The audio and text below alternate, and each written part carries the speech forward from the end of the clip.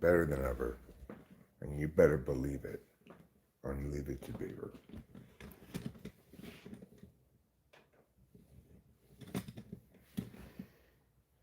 I'm tired. I just try to lay down and maybe get a little sleep, but I'm too strong. I'm not going to sleep. I can feel tired, but I don't feel sleepy, you know?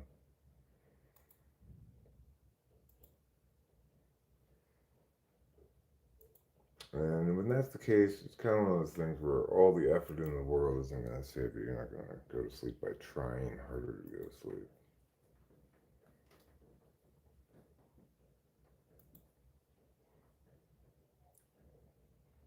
So,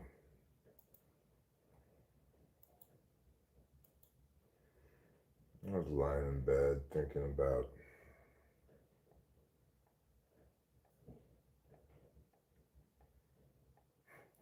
evolution.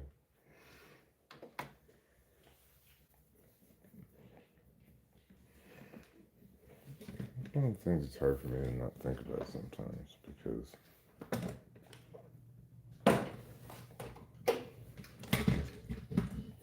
I just can't believe it. Or I just cannot believe that the whole world believes this thing. It doesn't make any sense. And it's like, how do you even believe something about being able to sensibly explain it to yourself?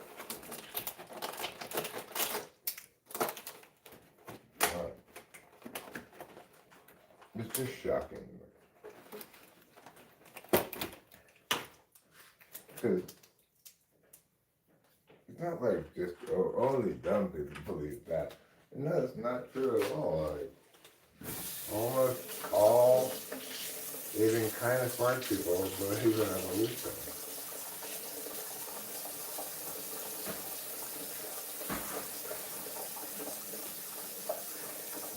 This causes me a great deal of bafflement. How does this happen? It's a mystery.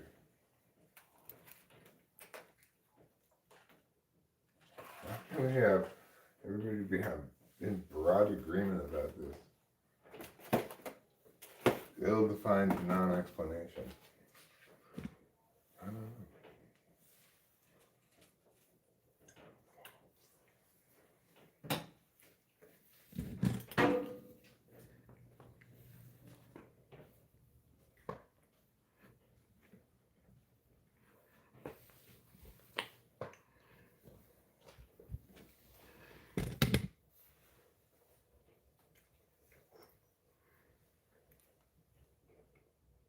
One of the kind of things that one can get a little obsessed about, you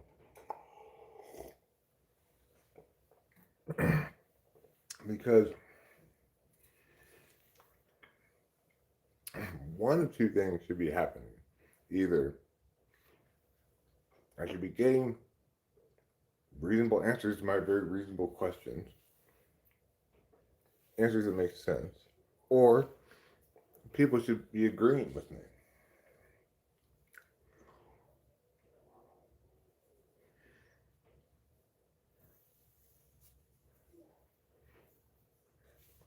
Typology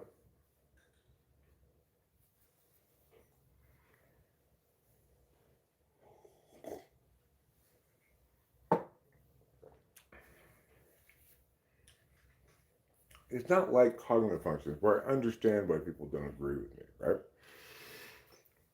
With cognitive functions,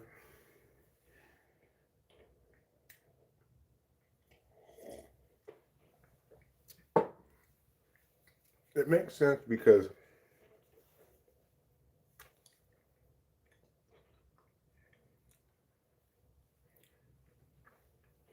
so much definitional work needs to be done before we're even meaning the same thing with the same words. That's not the case in biology per se, you know?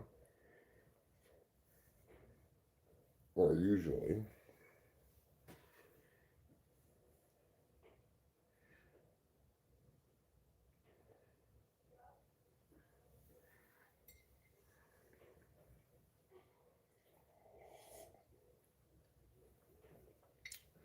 You know, you can biopsy a clump of cells and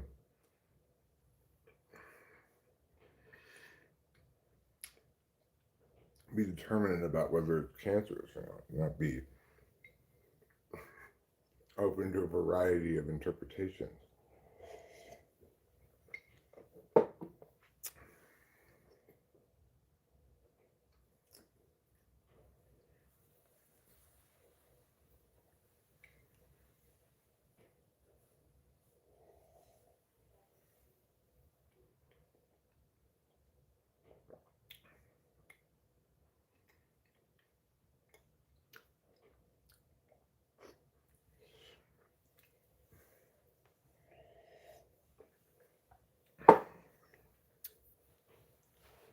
How have you been the past few days?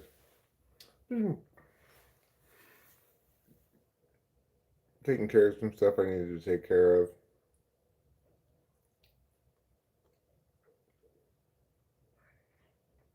Kind of processing some unfortunate realities.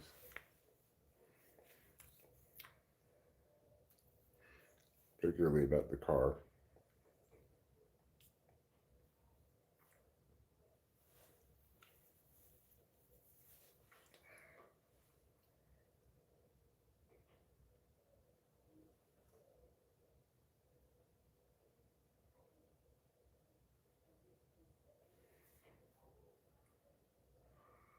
No, not unfortunate realty, unfortunate reality.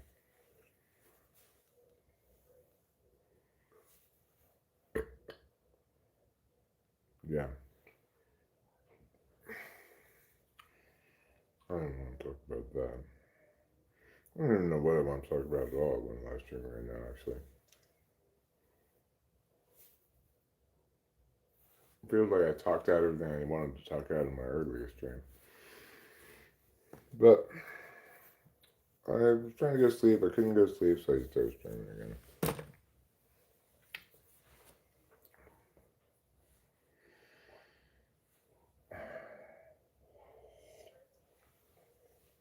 Well, we're currently borrowing the neighbor's car. We're renting it technically. I sent him a couple $100 to rent it for 8 days or so,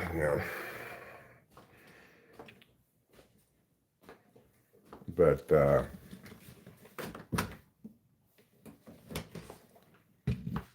it's a super old Subaru on its last legs.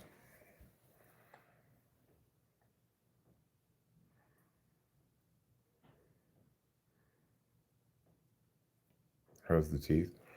Well, I still am having a bit of an issue with, the dentist says, communication between the sinus and the spot where you pull the tooth out.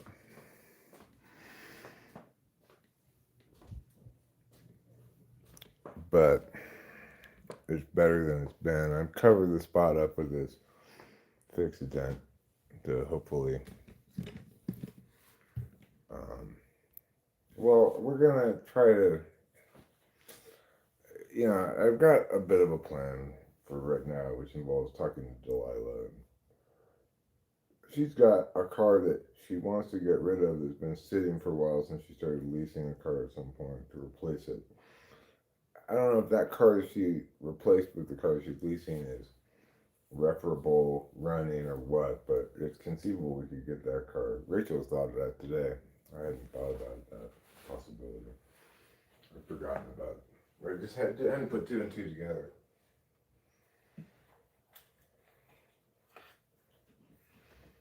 Anyway, we have transportation for now in the interim. We just got lucky in that the neighbors, Kay is off to Australia for the next 3 months, and they have 2 cars, and Kay's car would otherwise just be sitting there. So, and then Jared saw us getting the mini towed back to the house, and was like, "What happened?" And he actually was the one who suggested. I was gonna talk to him about it. We had thought about it, me and Rachel had. And we realized Kay was out of town. She just left on Sunday too, so. Well, go inside if you're gonna go in. Or just down there wasting propane, heating the outdoors.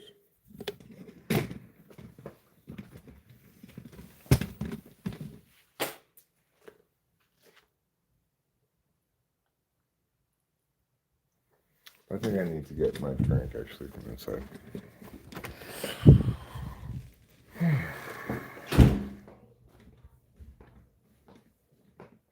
I watch Scotty Kilmer on YouTube, and he says the carburetor you have is one of the least reliable. Well, thanks for that. It's too late now to care about that. I've had to care about that many years ago.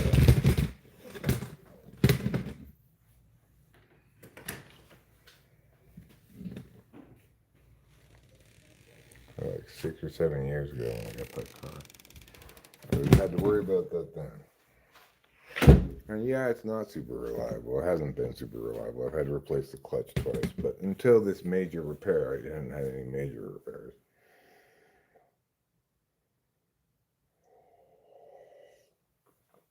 Besides the clutch.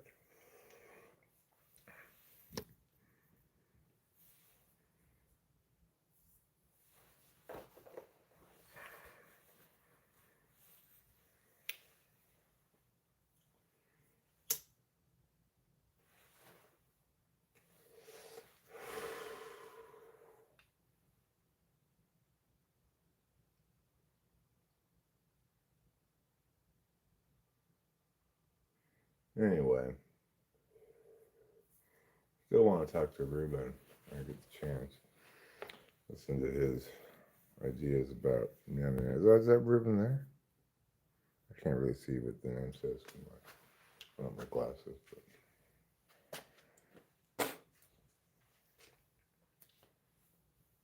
see what he has to say about practical matters. You speak of the Satan. Oh, that must be you indeed then. You've always been known as the Great Satan. Sometimes Lord of Darkness, obviously. I'm going to go by that occasionally.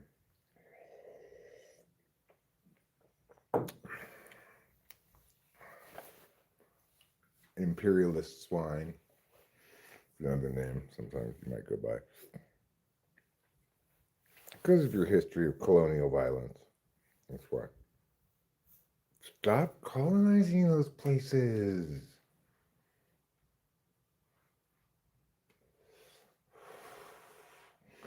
You're making the native population into second-class citizens. That's not really very cool. No, I get it. They're savages and everything, but still.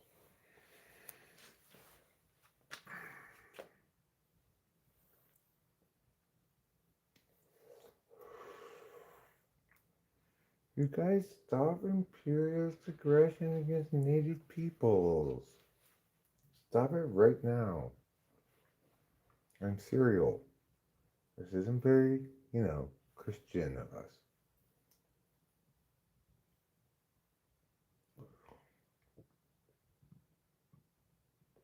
What? Our standard of living will go down if we don't do this? Okay, go ahead then.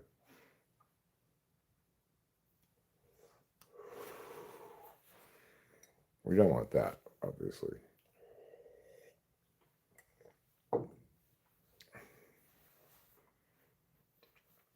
I'm sure a lot of people back then in those times, they probably had that conversation. Hey, why are we doing this?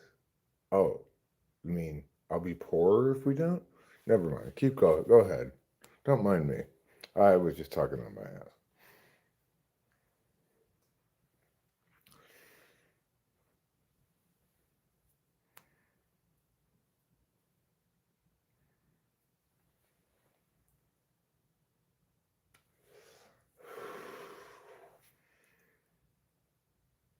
Hi, Karat.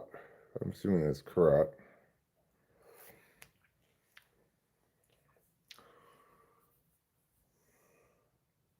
Of course, I can't see that well with my eyes.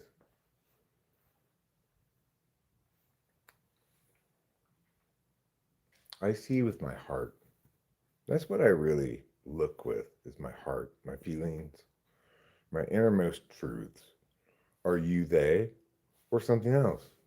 That's how I know if you're good or evil. do I subjectively approve? For arbitrary reasons. We are all Charlie Kirk.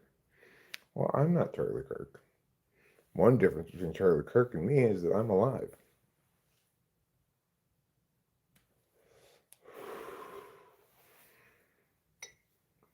That's just one of several differences.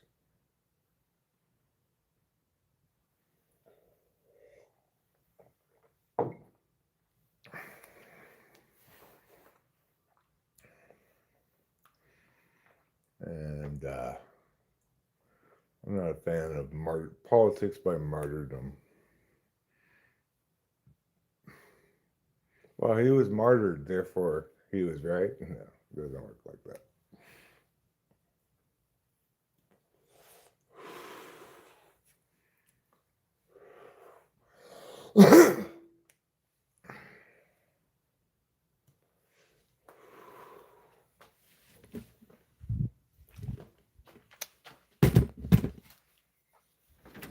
All right, now I'll be able to read what people are saying. Wait a second, I still can't read it. You guys are writing it in Braille. I didn't even know they had Braille for YouTube chat.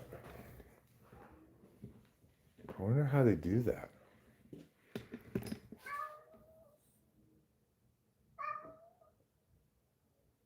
What are you meowing about? I've watched you eat and watched you eat. What are some things that really make you dislike someone, Eric? Well, I mean, the number one thing would be not listening to what I say, not responding to what I say.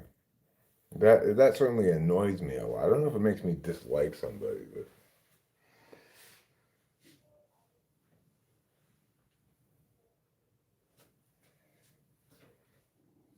I really don't like when people don't answer my questions either. Like, if I have a perfectly reasonable question to ask about what you're saying and you don't answer it and you say something else wrong, that annoys the shit out of me.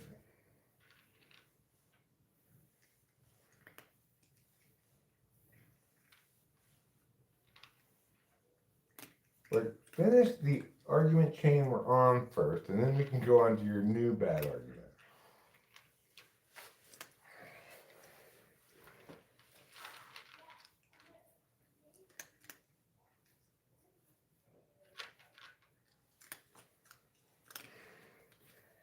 General failure to be reasonable, You heavily relate to that? Yeah, well.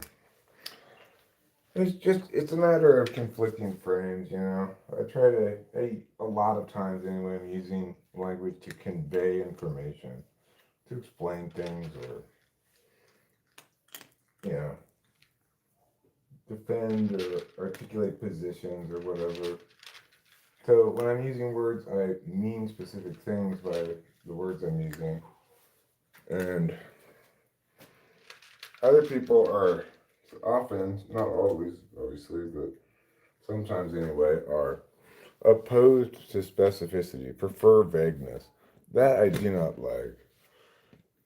It's fine if you're talking about something where vagueness is appropriate, like what's the most memorable March Madness moment for you, or something like that. And that's fine, You don't have to have good reasons why it's most memorable for you. It doesn't have to be objectively the most memorable. There's no such thing.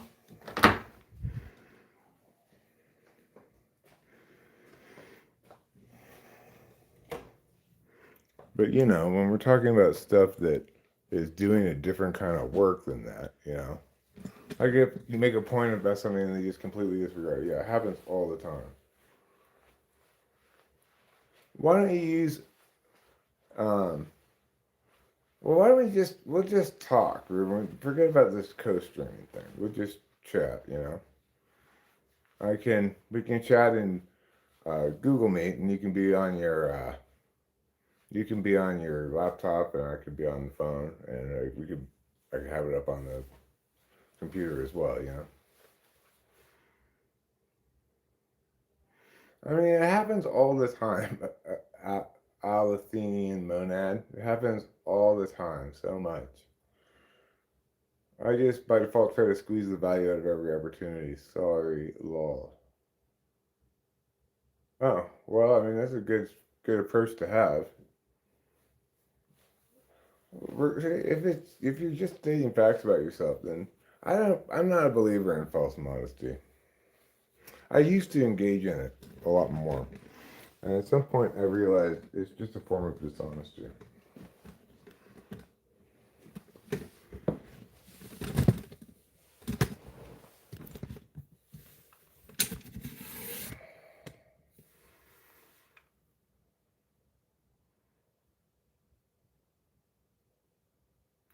Well, they do it intentionally. I mean, they keep trying to shift back to not being specific in what words mean so that they can be right and you can be right too, and it's all just a big, mushy, vague pile of mush. And you keep trying to shift it back to no, you need to mean specific things when you say things.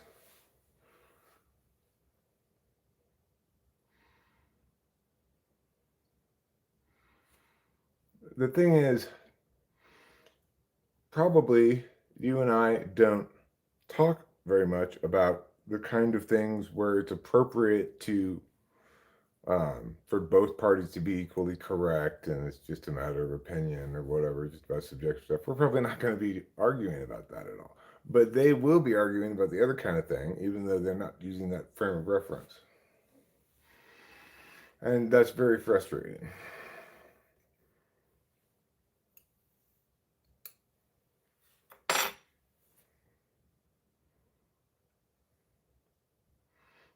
Like when Rachel says to me something like, if we were in high school, would you ask me to the prom? And I use TI and say, Rachel, if you were in high school, I would be 28 years old or something. And that's not the right time to use TI. The answer is yes, of course I would, my darling.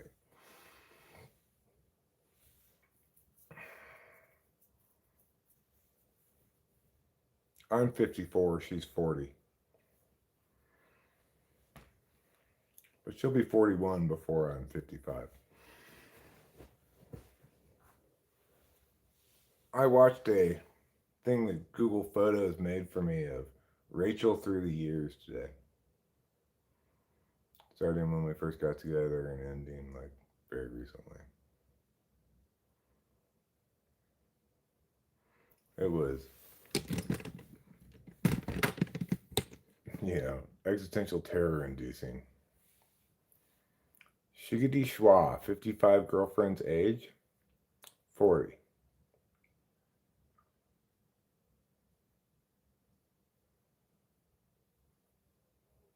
I'm the same age as your dad. Well, your dad's a good age, I guess.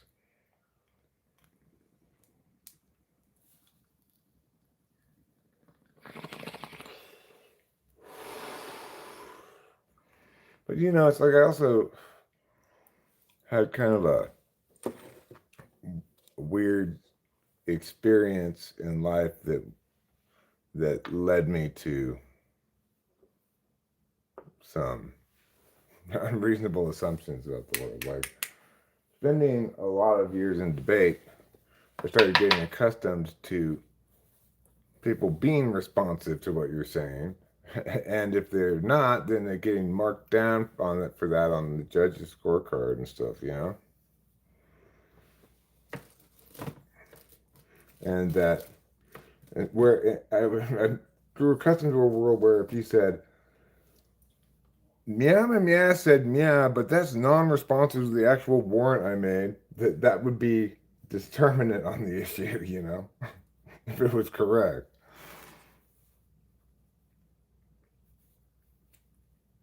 Obviously, the world is not like debate. And people don't think you need to be responsive to myah.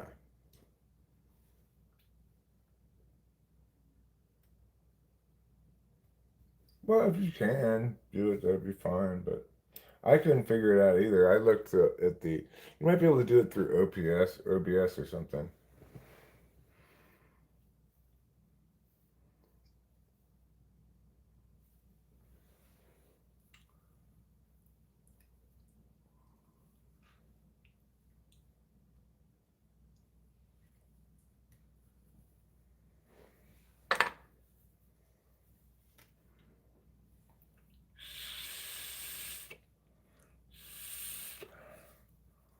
But, it's like it's hard for me to understand why somebody who doesn't engage with kind of a definitional through a definitional frame, why they would want to argue about stuff that requires definitions. But there's quite a few people that do seem to want to do that.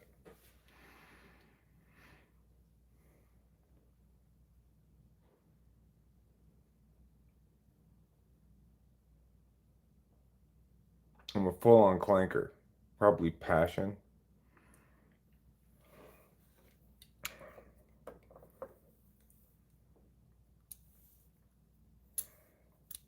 Yeah, I guess they're.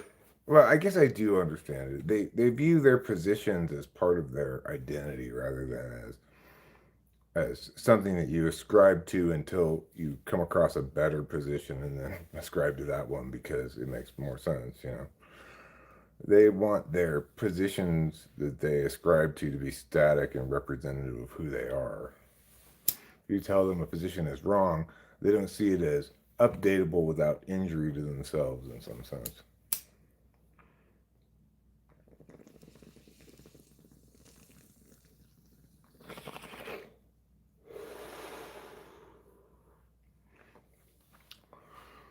Your best friend is an INTJ. To him, truth is something only he can subjectively define. Well,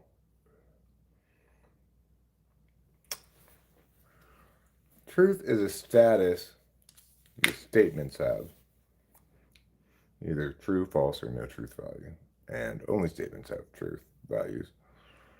And what comprises the metric by which you can determine a given statement to be true depends on the nature of the statement. So, like predictive statements are rendered true or false when the prediction either comes true or doesn't, right? In other words, you're going to point to when the prediction was made, when it was made for, what happened when that happened, and point to factual evidence or something.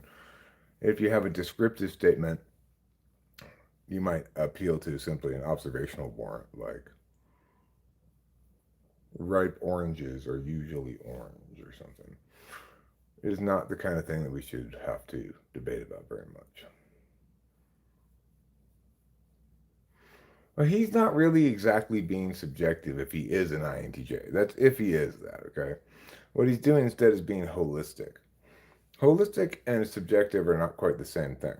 But it is the case that people who want to understand things holistically sometimes want to use words holistically, which is to say, to leave them generally understood without defining them, like the term neurodivergent. We don't need to define it to know what it means. I had an NI Don tell me one time.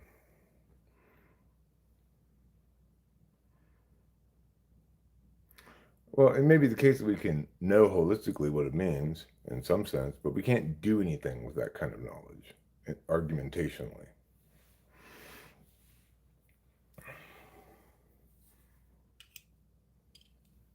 Well, those are his two absolute values.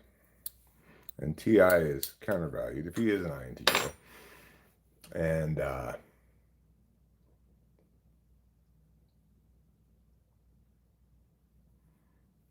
you know, it makes sense that an INTJ would demonstrate a lot of NI and FI. But, it's not like they're TI polar or anything. Misfortune, hello, how are you? Won't you tell me your name?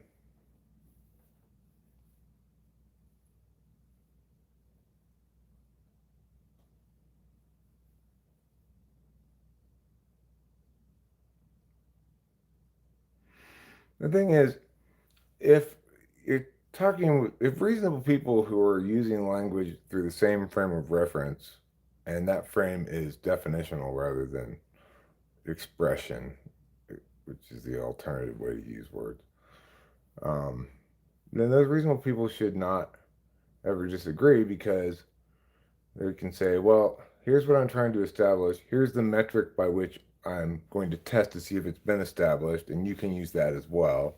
Here are operational definitions for things, so you can use them as well to test stuff. Then, and they're not, and they both are they're both more attached to having the best position and the best supported position than they are to whatever position they currently have. Then they should never be in disagreement. They might be in disagreement about what metric to use or what frame for a given thing ought to comprise the uh, criterion of determination, but they shouldn't ultimately disagree about which framework to prefer if they're as objective about the prefer my framework arguments as they are about everything else. It's not like there's not an answer about which framework to prefer in a given context. How have I been? Well, it's been a topsy-turvy stretch of time. Misfortune. I'll tell you, I've had some misfortune indeed. Particularly with my automobile, which involving a lot of wasted money trying to get it fixed. But, I've also had significant dental surgery in the last month, and that was also very expensive.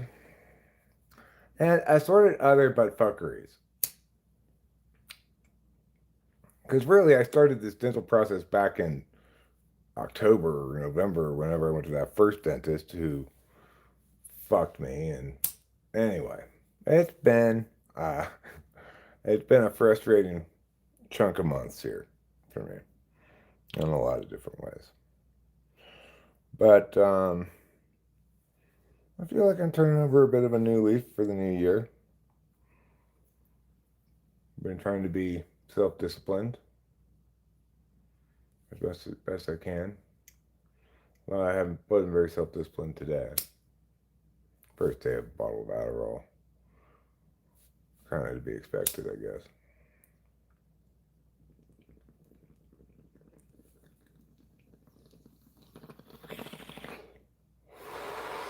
Well, next year is Rachel's enemy year, so if that Chinese astrology is really responsible for the shittiness, then it's just going to continue into the new year, but Rachel's going to be suffering more and me less.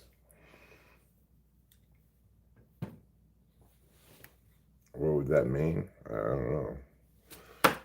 I wouldn't want to speculate about possible misfortunes that could befall her. Oh, morning, just woke up, coffee and joint at the ready. Alex, hold fast. Hello. What's my favorite architecture?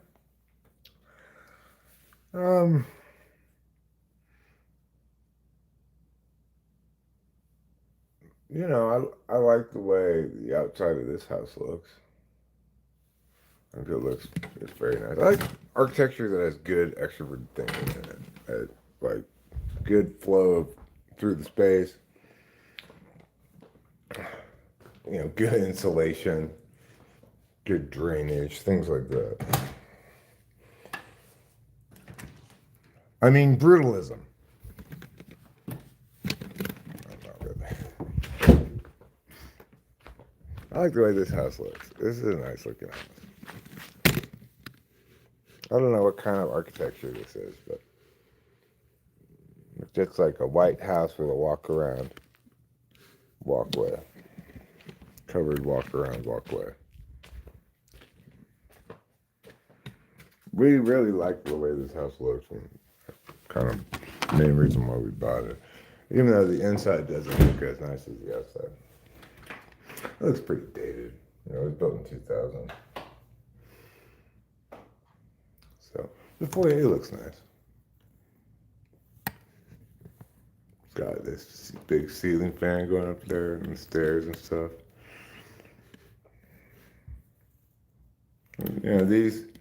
These things, like cutout things, I don't know if I would do that personally, but I think it's fine. It doesn't really bother me.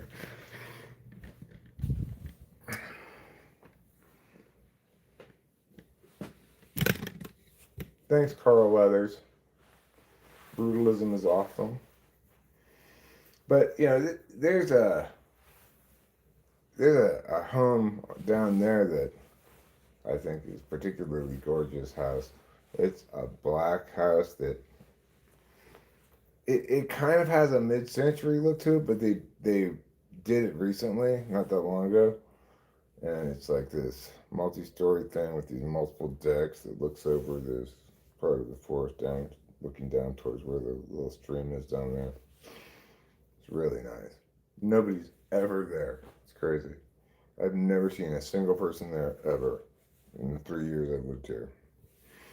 But they have a property management person, obviously, because sometimes after a major storm, there'll be signs that somebody had been there and cleaned up some branches and stuff.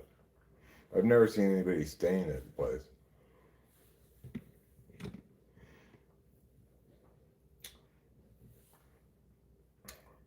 There's a more traditional looking cabin over there that's got big ass plate glass windows in the front, like huge eyes, kind of. But I just think, when I look at that, I think, oh my God, the heating costs. It's gonna be so expensive to heat that place. I don't care how thick those windows are. That's, um, it's gonna be a high expense heating bill and cooling bill because it's not as insulated as like a wall. I like these kind of shutters. I wish we had these over all of our windows in all of the rooms, but we don't. We just have them down here. These kind of shutters are the best kind of shutters. You just got the notification now? Well, that's because I just a little while ago decided to notify you. I was on the fence. I was like, should I notify Alex or not? Shutters. No, not shutters like that, Fly Guy. Shutters like Alex spells it. These are good shutters because what? You can do this and let in some light without opening it. Or you could do this and open just one side, or you could open both sides. And it's better insulation than other forms of window covering.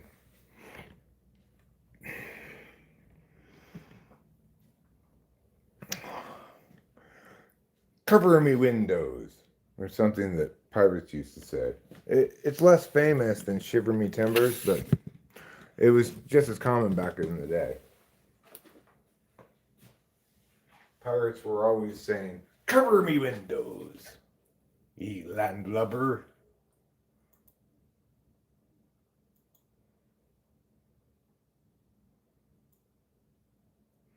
You like the thumbnail on this stream? I think I used the picture of the stream I took when we were driving back from Merced.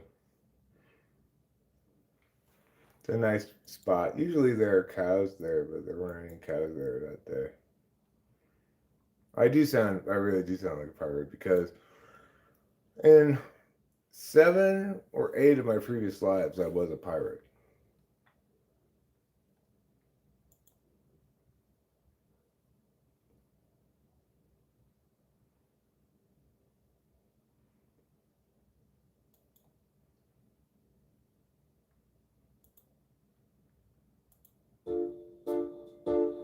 This song is called Snake Jazz with Chords.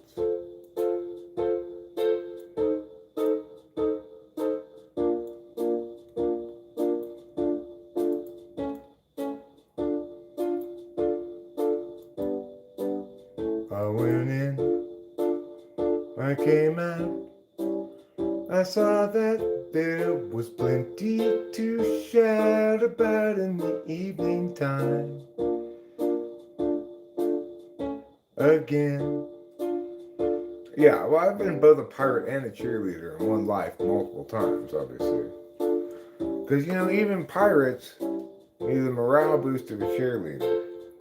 Okay? Nobody can deny that.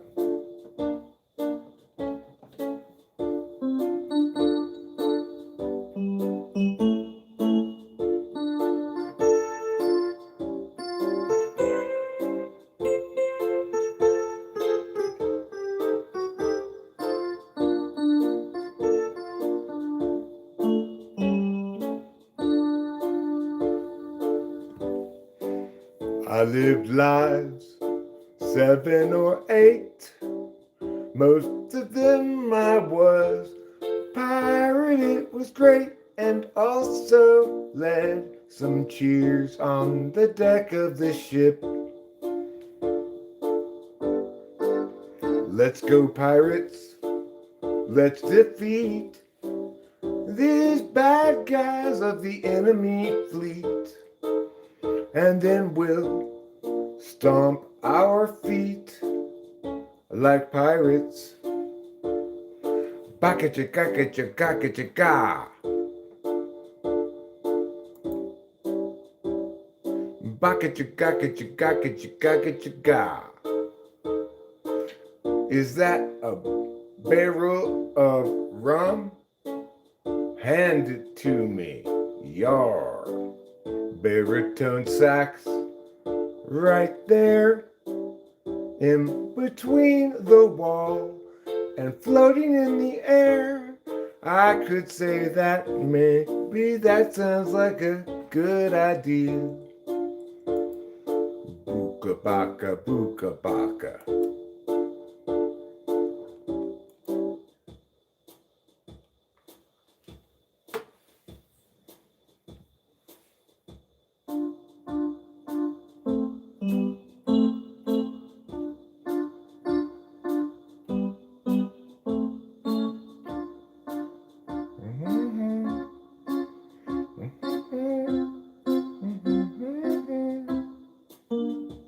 I don't know what the chords are actually, so I can't really replicate it. But you know, that song I think I could make into a song. Maybe was basically that melody I was singing there. I was playing around with it earlier. I'd have to come up with another part. No, yeah, you just don't have to save them for later. Octavia Silva. I'm doing a variety of things at once. Reminds you of Scotland, huh? Well, I'm glad to get your positive feedback on it, Edward. Thank you very much for that. I will actually, try to do something with it, I guess. Might as well if people think it sounds nice.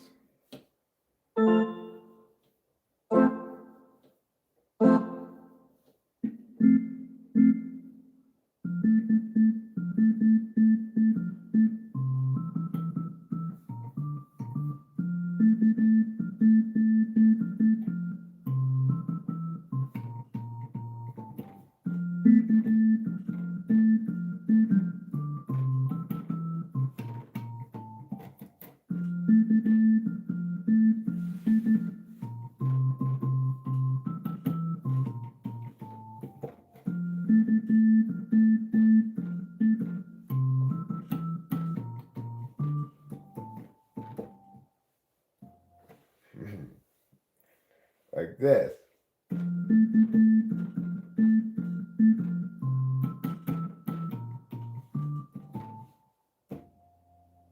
No, like this. Not like this. Now we understand. Cheers, Daniel Barry. Do those presets have EQs? No, they just have presets. They do have this thing, harmony, dual, split, and sustain that I never really have used before. I've looked at it, but I've never used it.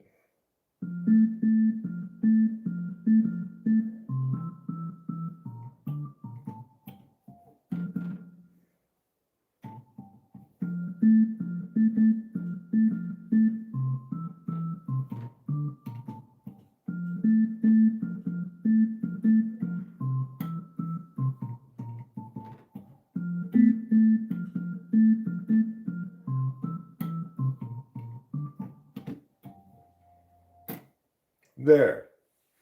EQ or a literal pan. What I could do is I could run it through here, though. You know, like if I ran it into this thing, then ran this thing to that thing, which I've got it set up to do, then I can add whatever effects I want here.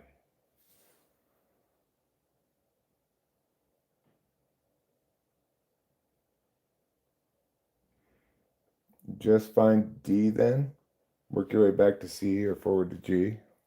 D is always in between the top two black keys, and D is always the right key in the middle.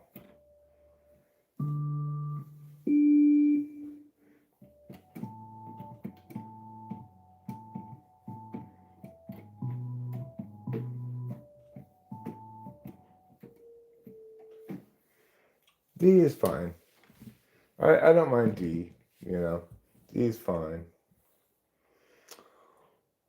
It's hard to tell what it sounds like EQ-wise through the phone mic, you know.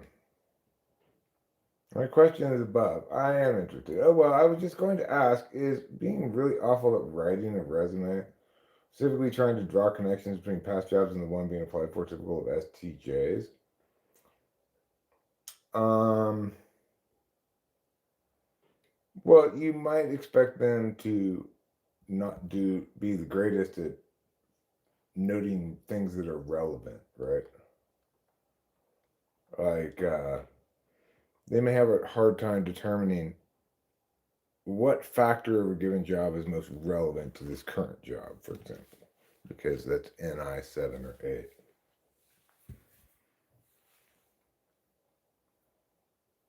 But I don't have any direct experience of STJs writing resumes. They certainly don't seem to have any problem getting jobs.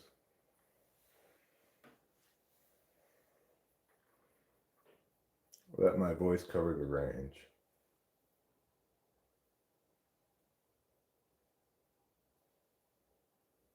Yeah, this thing doesn't let you fiddle with the sound very much.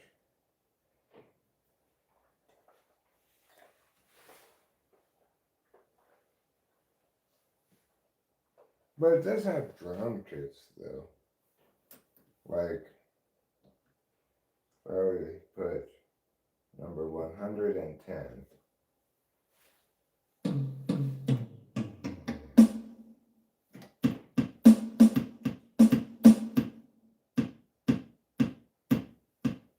Where's the hi-hat?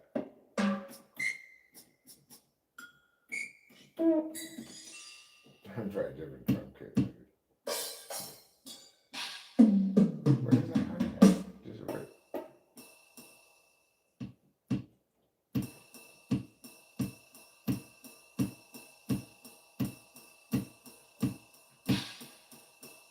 Alright, okay. Where's the hi-hat?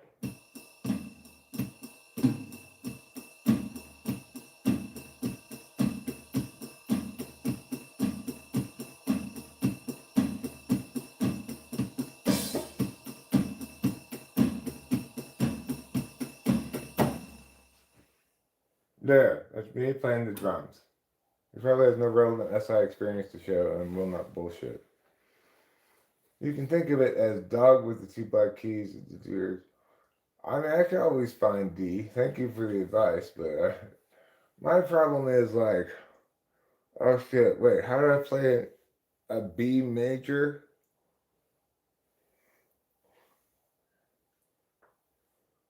Yeah, this has a built-in drum machine too. Like, it's got a bunch of different beats that you can choose from. Like, it's also got this automatically play a chord for you thing.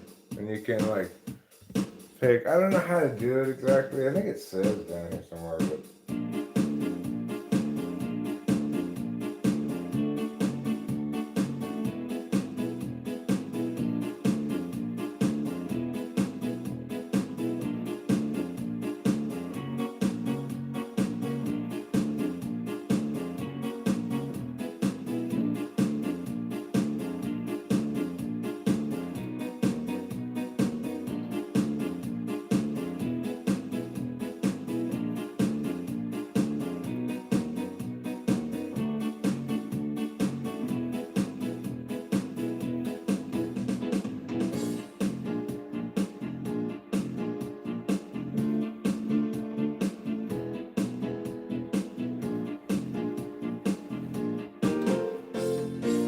So it's got that thing. You can see that stuff with, you know, which is kind of fun. Which is gonna be fun sometimes. Um, But, you know, the problem is I spend too much time musically just fucking around and having fun, quote unquote, and too little time developing anything. Yeah, I got it at a garage sale. It was like $50, I think, with the stand. It might have been a little cheaper than that. It wasn't any more than that.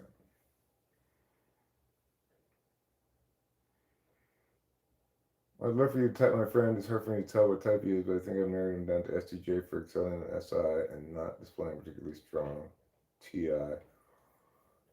I mean, could be potentially SFJ as well, right? ESFJs don't have particularly good TI. It's quite poor, really. ISFJs, they have it treated as an absolute value. Might display a little better at it than INFJs, but still going to be slow.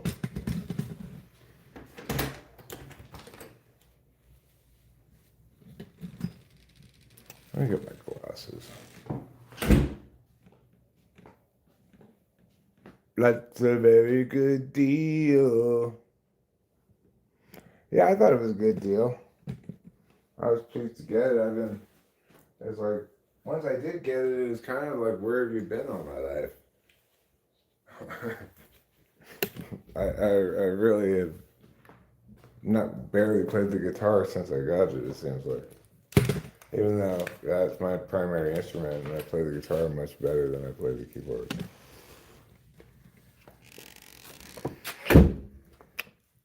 Well, but you know, guitar is boring, keyboard is fun because they're all these things, they can go like that. And you know, it's funny because I get better at it as opposed to the guitar. I'm not really getting any better at it at this point, you know. It's easier to come up with ideas that are new to me on the keyboard. How is Miss Rachel? She's good. She's chatting on with her friend Kami on the telephone in the other room.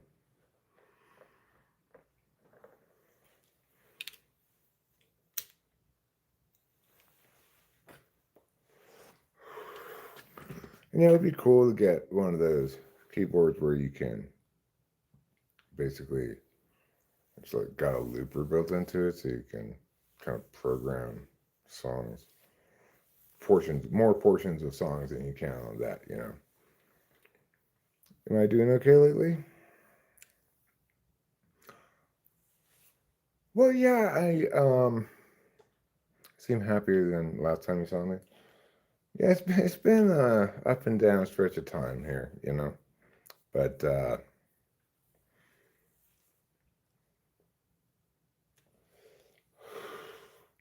I'm I feel like I'm turning over a new leaf somewhat during this new year,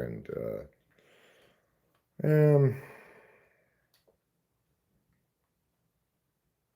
I'm growing a little bit by little bit, like an ancient bristlecone pine cone tree. That's how slowly I grow.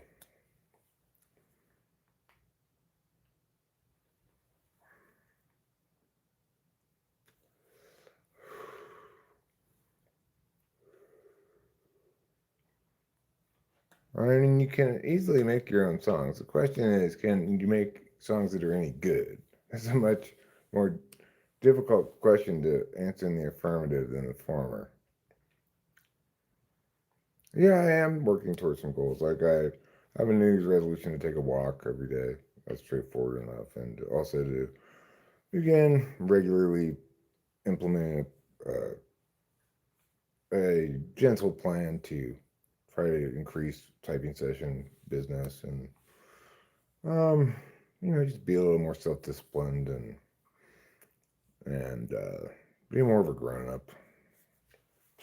Sit on my ass less, be more productive. You used to be in a rock band, huh? Yeah, I used to be in a rock band too.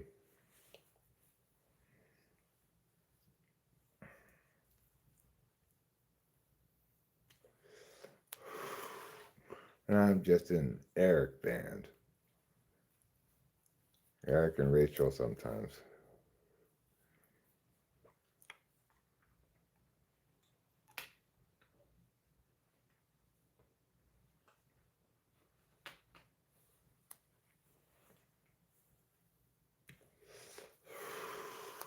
Thanks, Octavio Silva. Thank you for being proud of me. That's because you're part, along with me, of the Proud family. Can you believe that they had a cartoon called The Proud Family? How fucking horrible.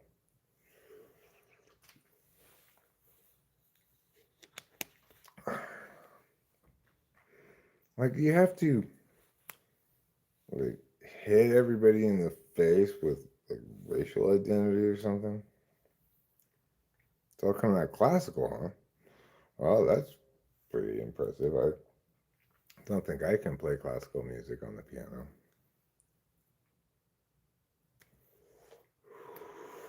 Maybe I could try to play some classical music on the piano. No, I won't try. The first line that comes to mind is this song goes do do do do do do do do do do do do do do do. You know that song? That's the first song that comes to mind.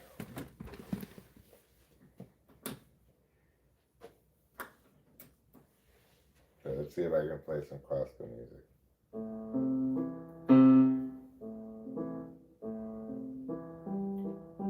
But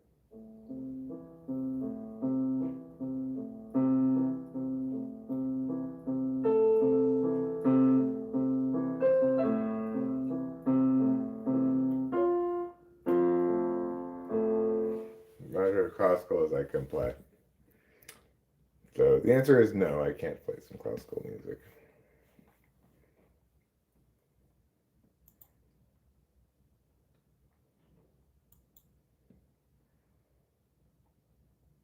Yeah, I should also have myself at the right height for it. I was just standing up for it instead of at the right height.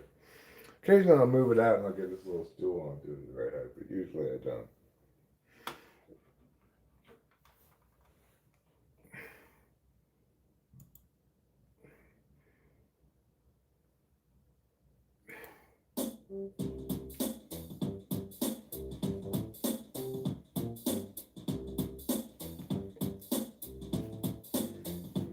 This is a song that walks. It's a walking song. And if you want to walk right, you better sing along. It's a song that walks. It's a walking song. And if you don't sing it when you walk, you're walking wrong. This is a walking song. It's a song that walks. If you don't sing it when you walk, you won't walk rocks. And then, I don't know. You got it wrong the second time.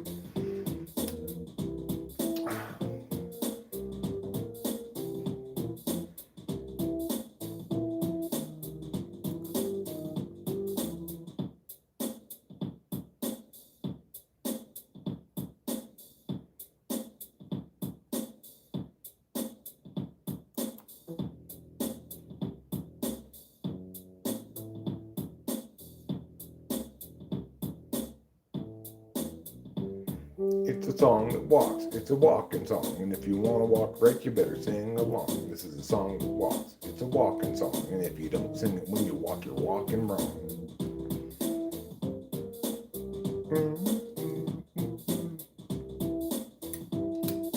This is a groovy little beat.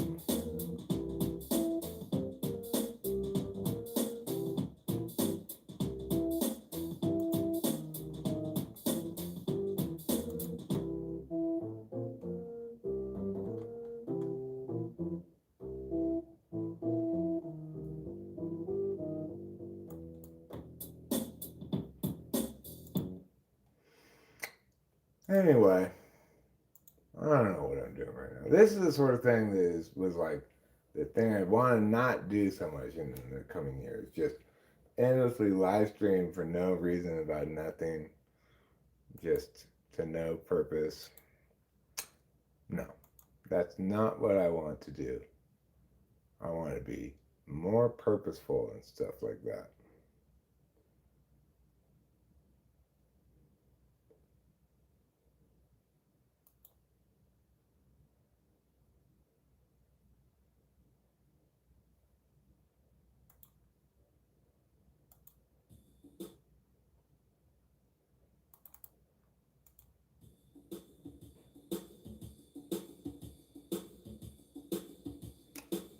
No, I don't do that, Ruben. I just always think, well, I don't want to commit so much to playing the piano as to sit down. Am I really that committed to playing the piano? Who am I fooling here? I might just be sitting here for 1 minute. And now I feel dumb for having sat down at all.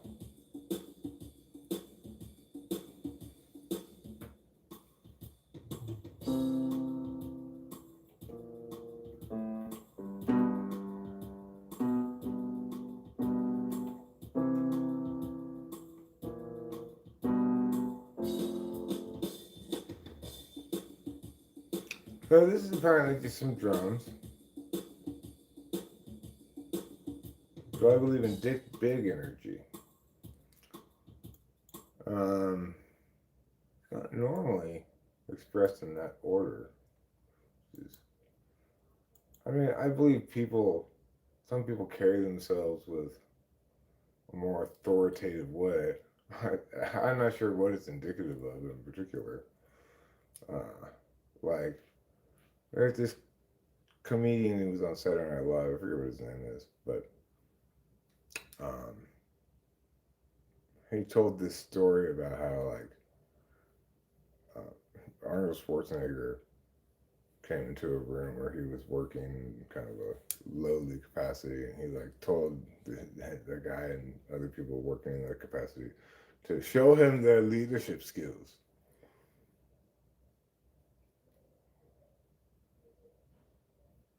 That would be not a very good kind of energy in my opinion, but might be deemed such. Then it will turn out that I had been committed the whole time. Is that what you're saying?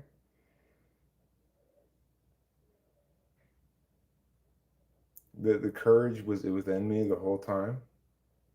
I never needed the wizard. It's the second. I don't know why that's titled that.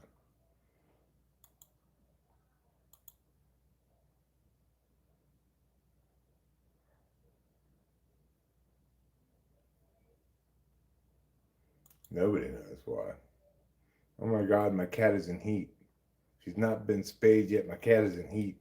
Oh my god, my cat is in heat. She's making mad noises all the time. I'm sorry to hear that about your cat.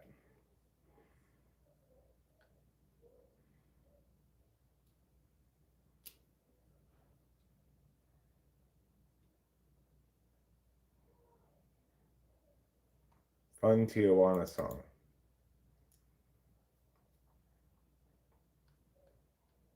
This is a fun Tijuana song. I don't think there's any disputing that.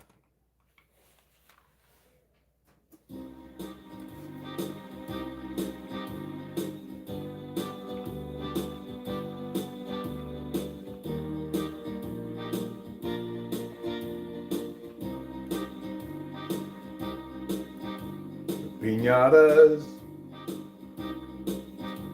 sombreros, just 5 pesos a piece down by my burrows. Piñatas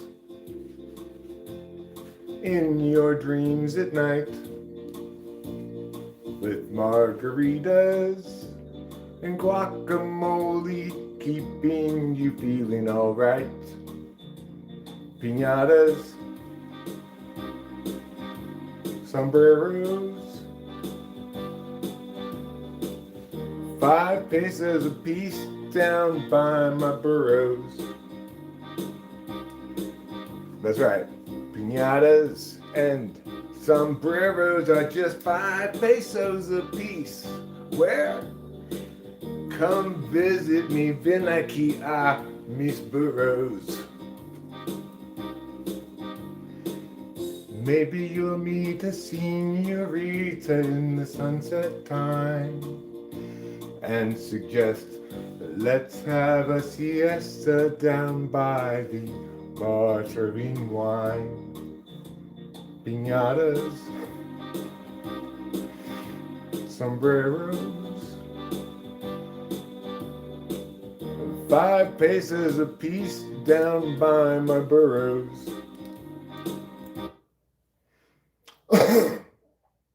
Is that Acacia's rare face in your photo?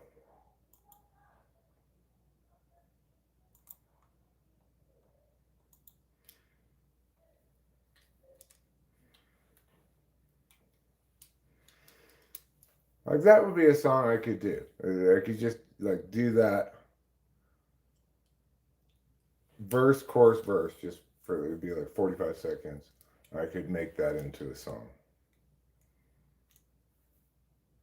And that would be fun. That would be probably worth doing. Yeah.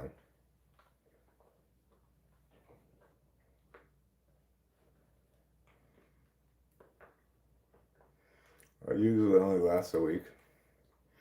My cats are both fixed, so. Did you know that cats have a barbed penis?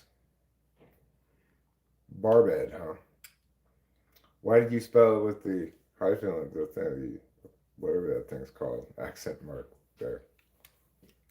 Barbed. Do you think barbed would be a better way to pronounce it?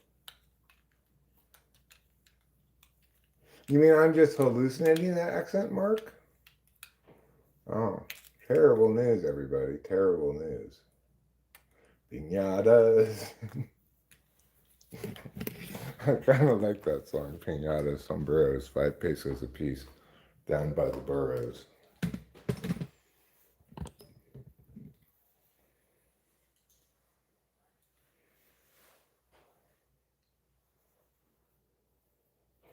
Why would you need a barbed penis? It just seems like you could get stuck together that way. You're not trying to catch a fish.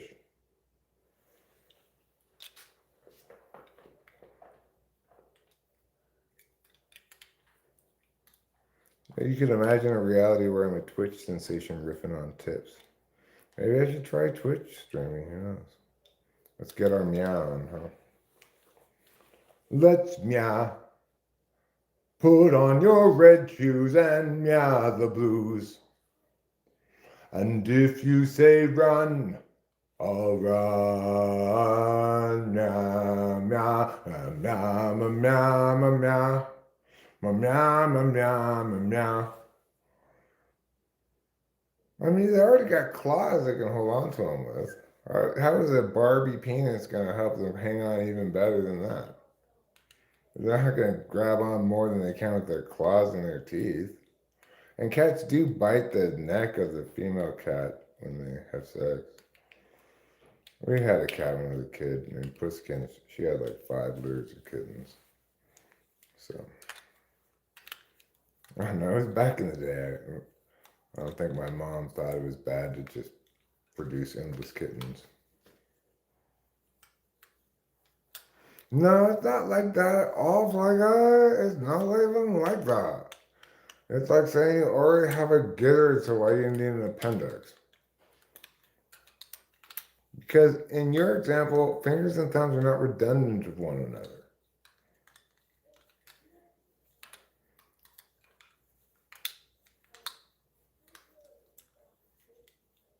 You know, Rue and I are going to chat.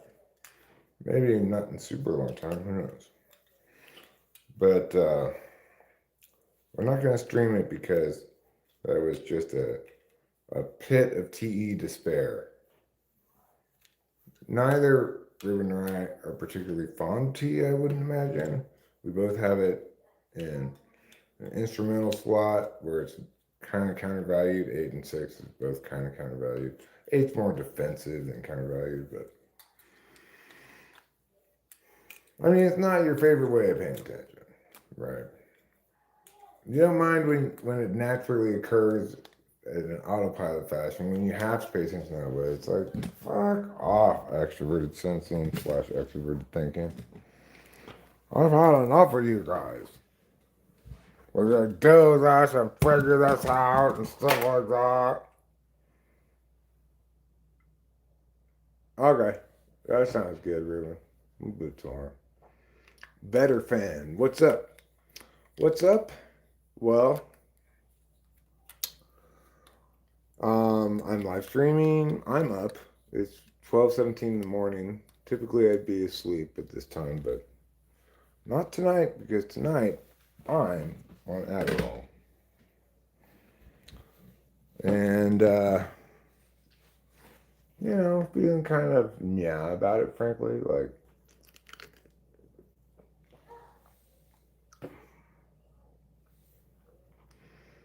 just ask flow state.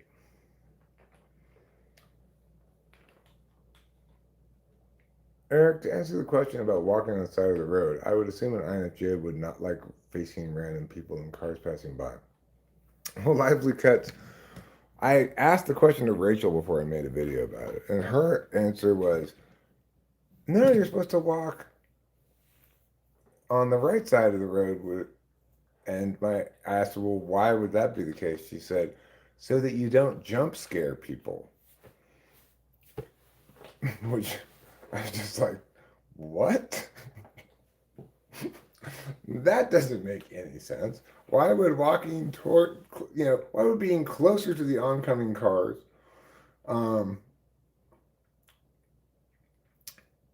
make you more likely to jump scare them than being further away from the oncoming cars? And some people answer the question by saying, because it's so you can see the oncoming traffic. You can see the oncoming traffic from either side of the road. The reason you want to be on this side of the road is so that you're closer to the, you're further away from the cars coming up on your behind where you can't see them. You're closer to the cars you can see, and you're further from the cars you can't see horizontally.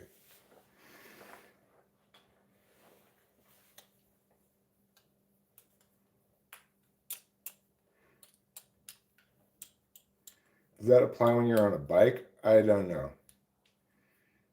I mean, the thing is, the question is when you're walking on a road without sidewalks, is specifically the question. And if you ask like Google, if you're walking on a road without sidewalks, should you walk with or against traffic? They'll say against.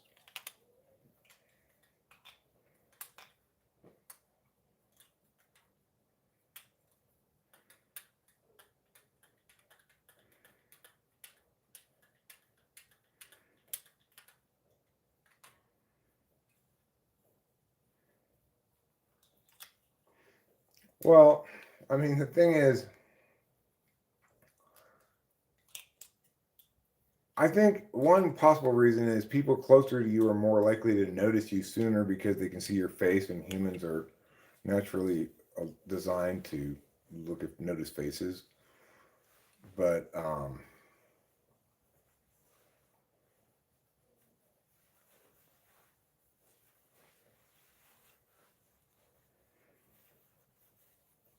you'd rather walk on the right side of the road in America, so the traffic coming up behind you, closest to you.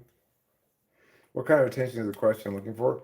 The traffic question? Well, I think it's looking for TE and primarily, but I think there's a certain amount of NI involved in it too. Like Rachel gave such an NI answer, even though it was catastrophically wrong because she has no TE.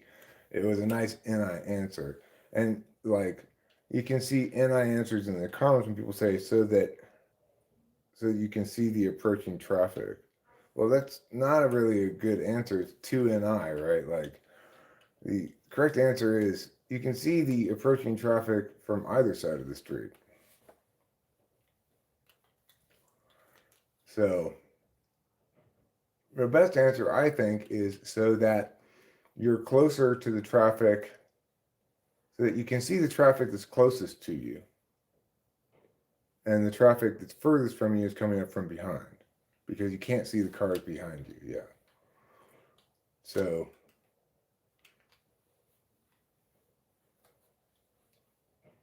I don't think it's for the drivers to see you because the drivers can see you presumably just as well ish on either side of the road from either side of the road. But it's so that if somebody doesn't see you, be able to see them not seeing you sooner, right? Yeah, it's for you to see the drivers. The ones that are closer and more likely to run into you, you'll see them doing that sooner, so you can get out of the way better. It's easier for drivers to navigate around pedestrians if they know the pedestrian sees them. That probably is also true, and a good point. And they don't have to maneuver, presumably, around the pedestrians if they're on the other side of the street. Yeah, so there are a number of different reasons there that are possible. I think explaining more factors to consider that might give it an advantage is going to be an example of TE and NE to some extent.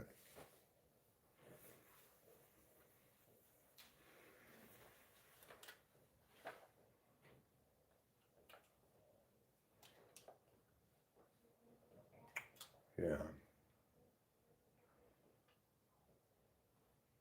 Sombreros.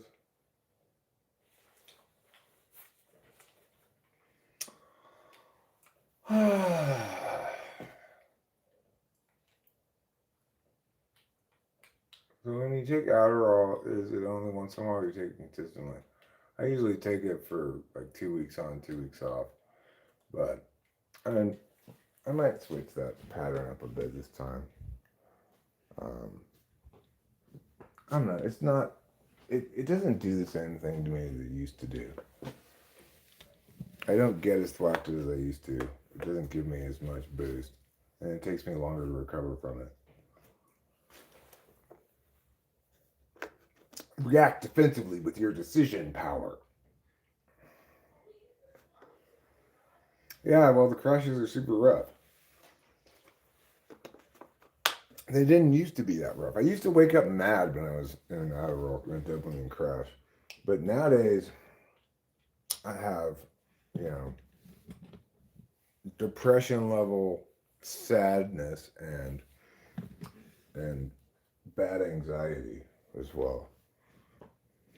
So, I don't know, I guess I fucked up my brain chemistry over the years or something. I'm not as resilient as it used to be.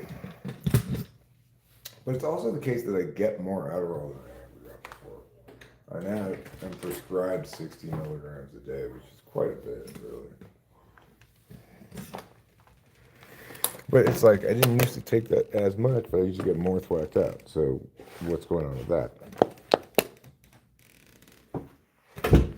You know? What's the deal with that? I don't know.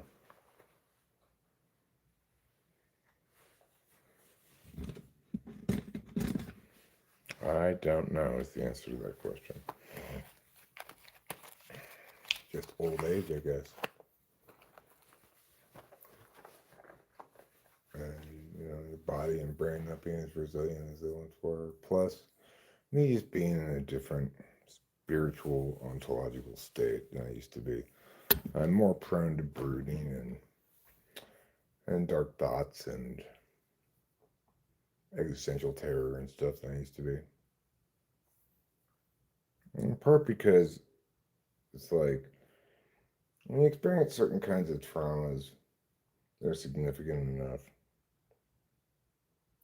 you don't really ever, maybe ever, but it takes a long time to fully rebound to where you don't have some kind of hypersensitivity about you. Like Rachel and I were talking the other day in the car about how she was saying I can't watch the news at all, look at the news at all without crying. And I say, yeah, I avoid it completely too. We both avoid anything that might make us feel bad because we're so much more susceptible to it than we used to be. And we both talked about how we used to be able to take on a certain amount of psychic load in that area that we just can't seem to carry any longer.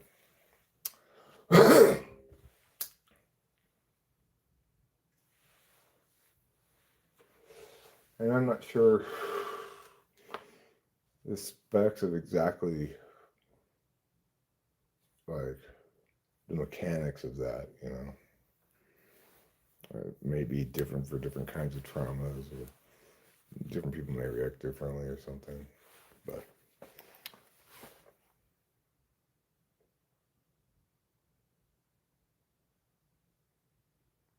you know, Rachel and I feel like we're a couple of coddled bougie kids in an increasingly hard scrabble world. Seemed like a good sentence when I said it to Rachel. I came up with it sometime before I individually said it to Rachel, and then now I've said it for a second time on stream. You might well say, Eric, in no way, shape, or form are you a kid. I still feel like one a lot of times. You know, I don't really feel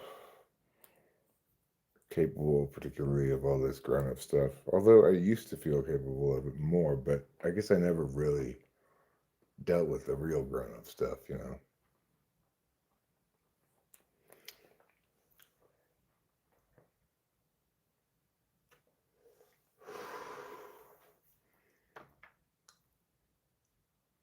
I don't know. It's weird. It feels like for all the life up until my parents' death, I I had a certain lack of self awareness. Like, I guess a benefit of FI polar or something that I haven't lacked since. You know, I somehow I blissfully went through life oblivious to how much how many self-inflicted wounds I had, how much I had to regret and feel bad about and stuff, and I was just like, well, that's before, that's the past. And then after my parents' death, I felt somewhat consumed by a horrible relationship with the past, a paralyzing relationship with the present, and a terrifying relationship with the future.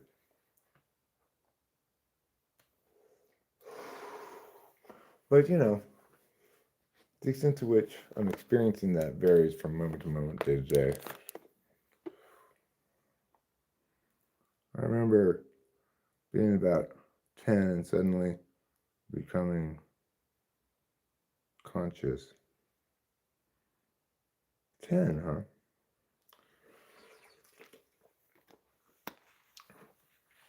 Prior to which, you were still an artificial intelligence without sentience, without self awareness.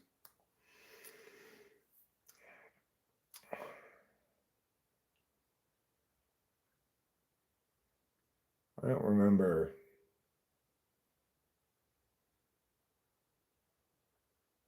thinking about myself very much, you know, except when I did, that it was stressing over not doing things I was supposed to do, not doing homework or whatever. Always wanting to put off, having pathological demand avoidance at an early age.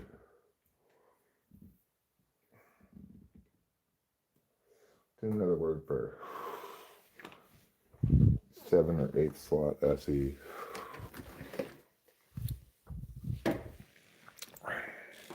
It wasn't until cognitive functions that I started to understand why I was the way I was.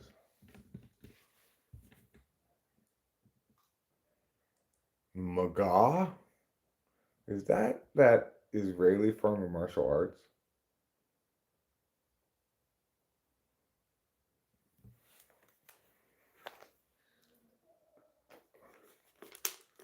You could watch things and suddenly understand them, whereas prior you couldn't.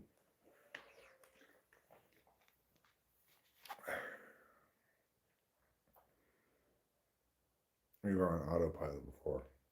That's interesting.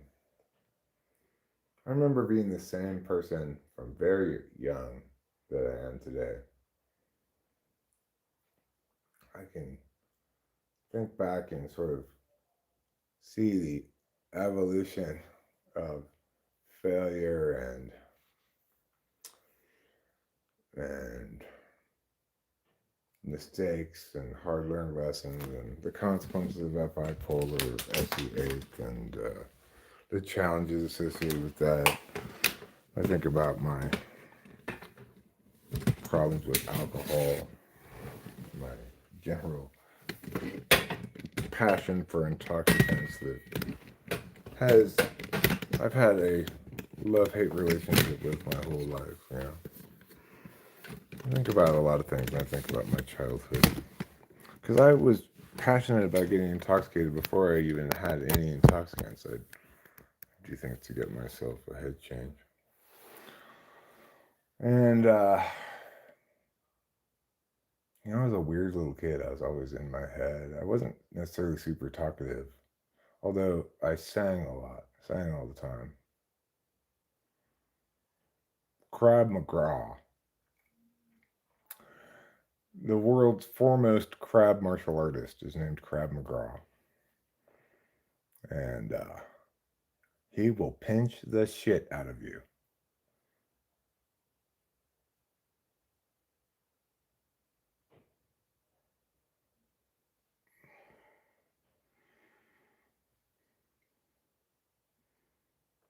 You know,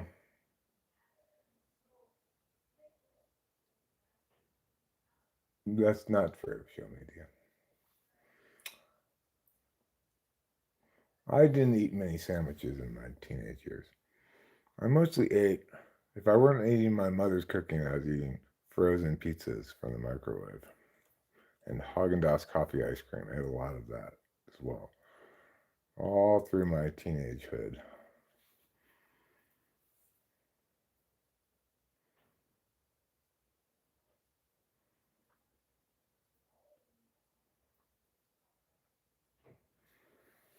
I find myself singing this song, it's a acapella song I wrote a long time ago, periodically these days. Um,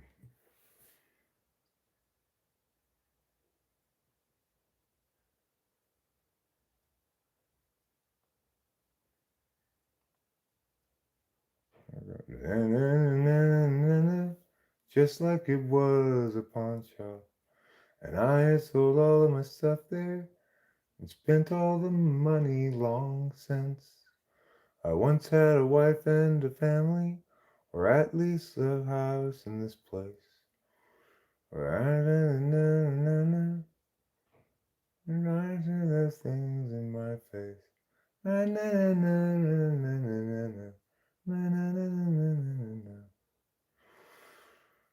It's a very sad song that I wrote when it's about like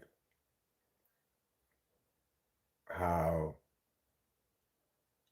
like it's basically a song from the perspective of if I died and talking to Delilah from beyond the grave. It's it's a very like lamenty song. You were born in October, or near enough to that at least. It was the end of September, and it was the end of the feast. Feast so debauched and so pointless, the feast of my bachelorhood, which went on through 2 of my marriages, yeah, and saw me, saw me, saw me.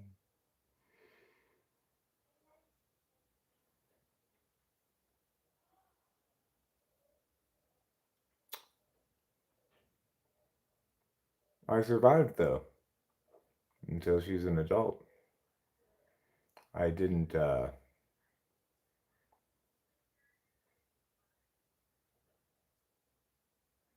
haven't died yet.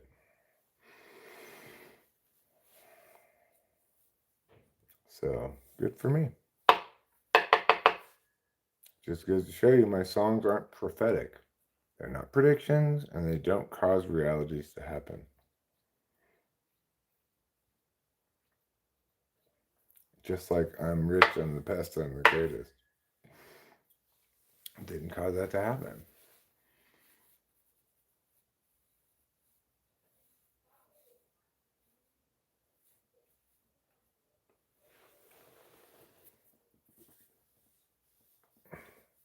I have been alive my entire life.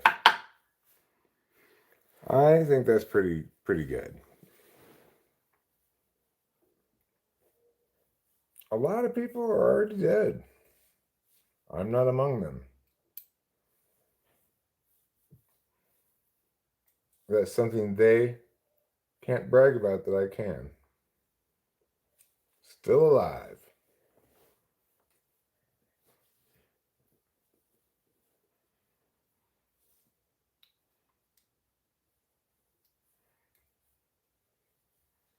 I wonder if that person whose name was Vedder fan, if they were an Eddie Vedder fan. And if so, dear Lord, why?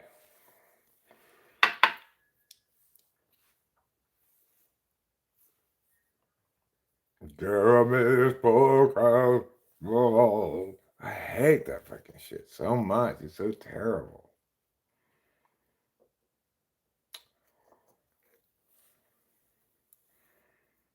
Yeah, I'm full of tender moments. That was my nickname in high school, Tender Moments.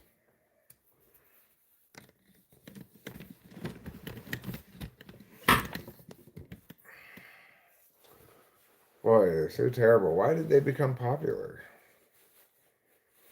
These are the sort of things that you can only answer with many more wrong people in the world than right people.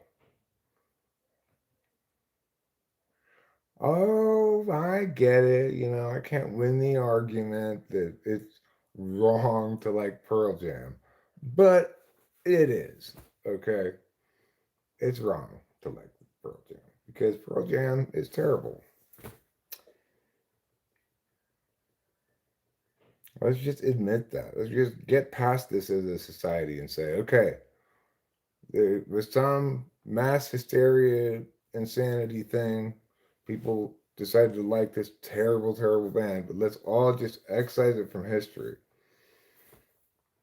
If we could excise it from our memories, we would.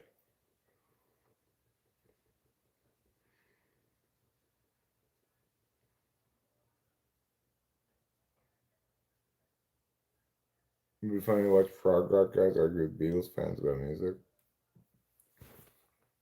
Well, I could tell Brennan and I were not going to be on the same page musically at all because I was saying, from my perspective, what I'm trying to do is get stuff that has, it's very catchy, has good universal appeal, that withstands multiple listens, etc.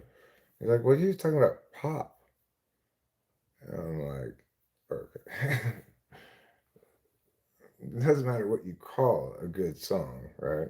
You have a great song that's country, pop, or whatever, but it has this, all good stuff has the same uh, time durability.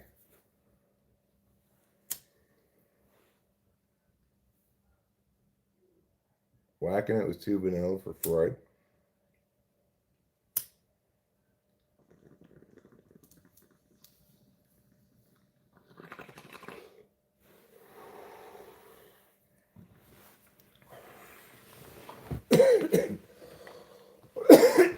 And the thing is, what's important to note here, this is the most important thing to note, is that those people who like that kind of music, prog rock and whatever, they're wrong.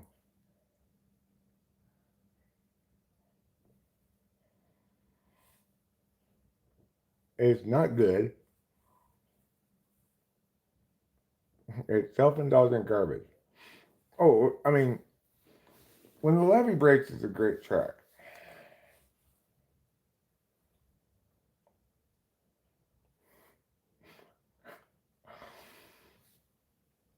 Well, because even though art/music is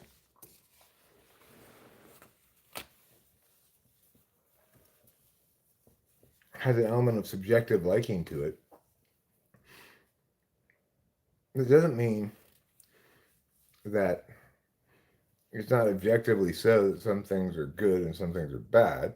It's just holistically so. It's still objectively determined by NI. and incorrectly determined by SI, which just likes what it gets familiar with.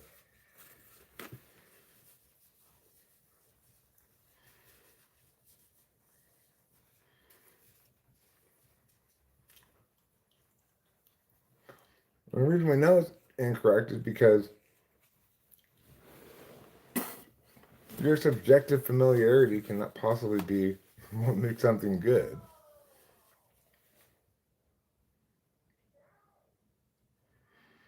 You're not per se wrong for liking it. You're you're wrong if you think it's good.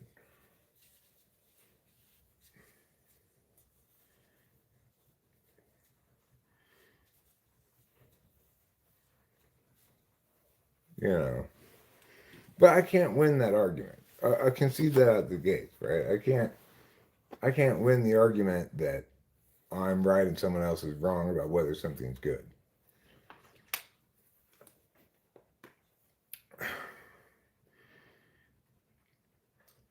I like Bronjar Stomp a lot. It's another Led Zeppelin song that's really good.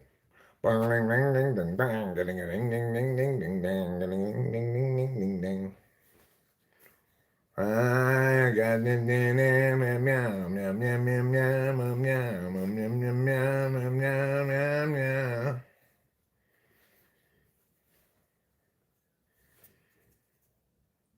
That's a good Led Zeppelin song. They've got a number of good songs, but they're they're not top notch quality, generally speaking.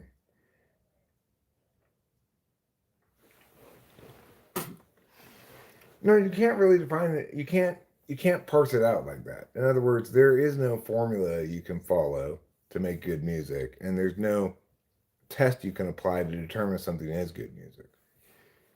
It it's the combination of a lot of things coming together in just the right way,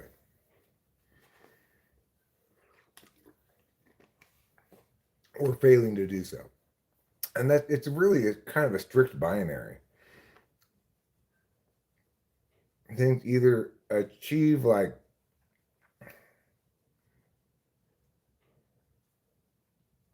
a certain level of resonance that makes them kind of stand the test of time, and other things don't. They just fail to meet that level. And you can get as close as you want. It doesn't matter if you don't meet that level. You won't stand the test of time.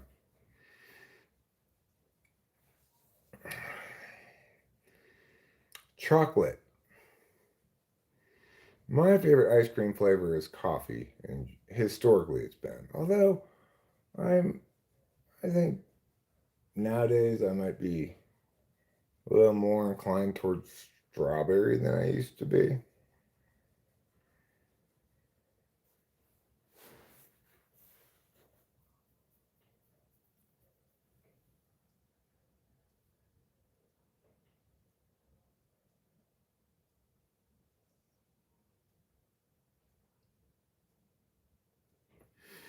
Because look, you can look at two equivalent things from the same time period. Let's say Jessica Simpson and Britney Spears.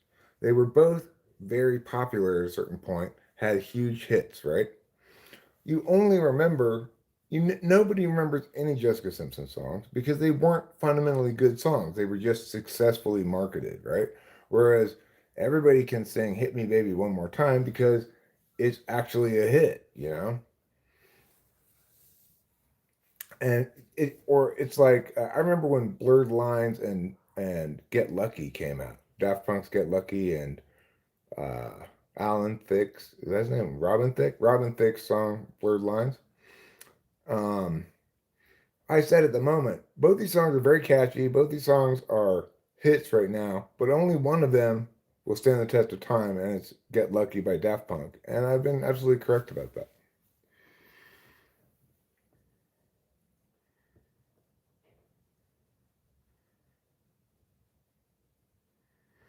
Led Zeppelin's the epitome of four guys clicking. I mean, I think the Beatles are the epitome of four guys clicking. But Zeppelin made a lot of good music, you know, and they made a lot of bad music too. So I remember I used to have a higher opinion of Zeppelin until on a recent road trip within the last year or two.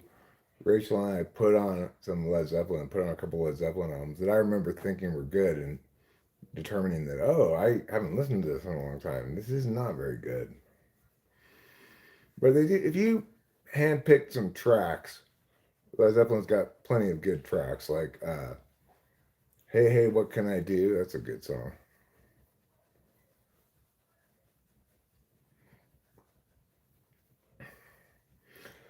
Well, it doesn't mean it's more catchy. It means it's the way I have kind of a magical thinking frame of reference on music. I think that it's you successfully channel a true identity from the ether, or you make something yourself. You create yourself that's not accordingly going to stand the test of time.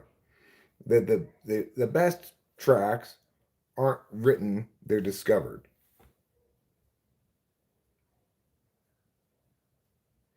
Ramble On has that catchy chorus and guitar medium rhythm. Yeah, the songs tend to be too long.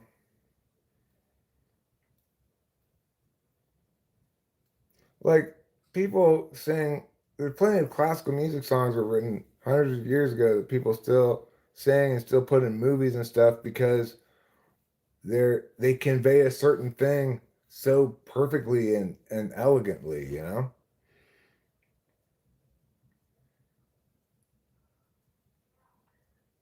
And this is more true in music than in any other medium because only music is not time sensitive in the way that other media are.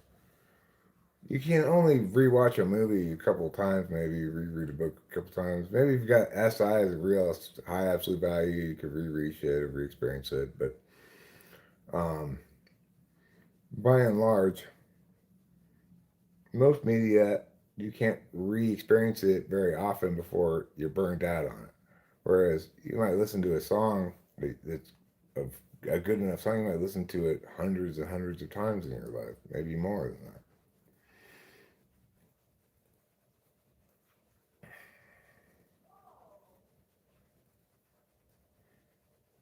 I can't believe how people so young can be so talented. Well, I mean, yeah, talent doesn't really seem to have much to do with age. It is the case that certain manifestations of talent they peak earlier in life than others, and like I would say,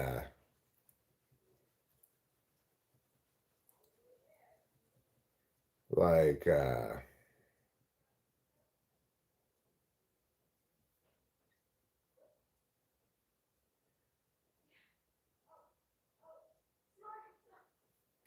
I can't actually think of any good examples of people who made some great shit and then fell off. Uh, like there's somebody that made like one good album. Well, like okay, like Men at Work made one good album, and their second album was mostly crap, but it had like one good song on it, and their third album was just garbage. Or Brad Sucks. He seemed to peak fairly early, whereas I definitely have gotten better as I've gotten older in terms of songwriting for sure. This is my It's not my second Men of Work reference, but it may be the second one you've encountered today. I think you either have it or don't. You have musicians trying and trying but never getting there. Generally speaking, I think you're right, Alex Holdfast.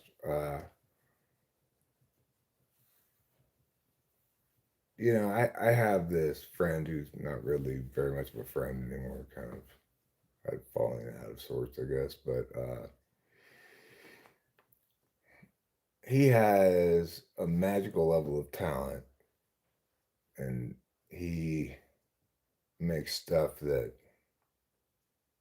is transcendent in a way that I don't really think any of my stuff quite gets there, you know. Even though I've done a lot of songwriting and gotten a lot better at it and written some very good songs.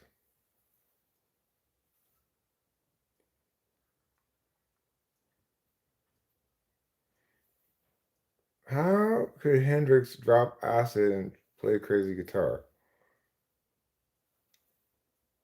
Well, Well, because he wasn't playing good music, for one thing. He was just being arty or something. I don't know.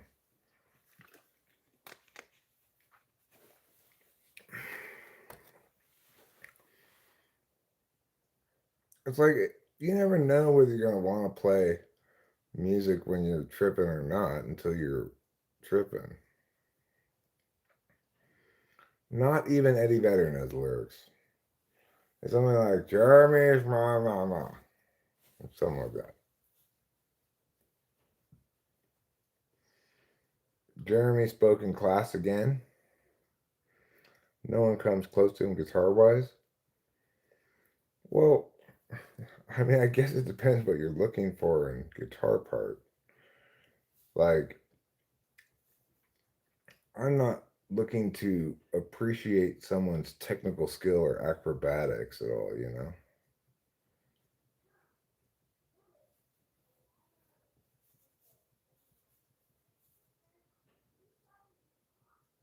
Glycerin is not a terrible song, but it's also not by Pearl Jam.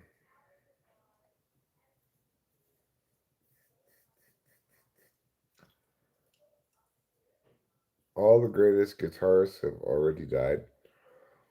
I don't think there's anybody's much trying to be a guitarist anymore, you know? There is the case that there are people who play music for the experience of playing music mostly, like my neighbor Jared and Kay. They play a lot. They also make money playing music because they've been playing live so off for such a long time. But to me, the idea of going and playing covers, mostly covers and some originals that are not especially remarkable, to me seems like kind of a waste of time. If I were going to go play live, I'd only play my best songs and try to wow people with the songwriting. Not everybody's going to notice exactly. And I actually would say the right people will.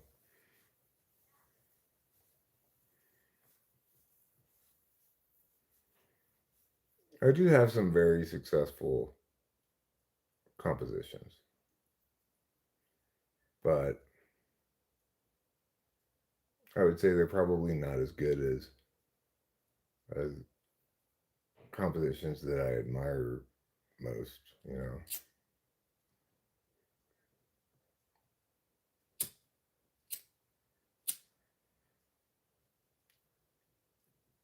Remember, he was out of his mind on LC when playing. Loneliness is just a feeling. Yeah, I guess it is a feeling. I don't know if it's just a feeling. It's pretty significant if you're feeling lonely. It can be quite demoralizing, anxiety inducing, even.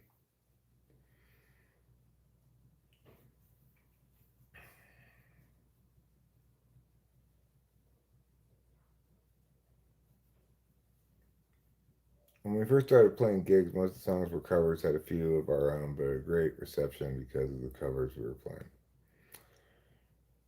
Yeah, well, I mean, and that can be a fun experience.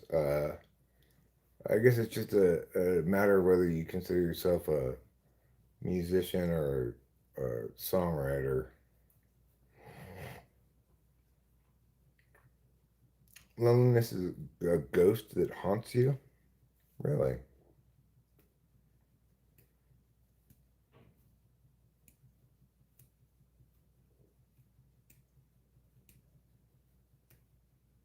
I'm kind of envious of the ISFJs I know who play music because they're both super devoted to it, productive, and play live a lot and stuff like that. But I don't think of either of them as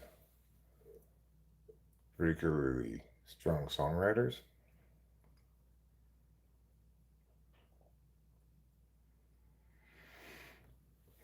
tonight.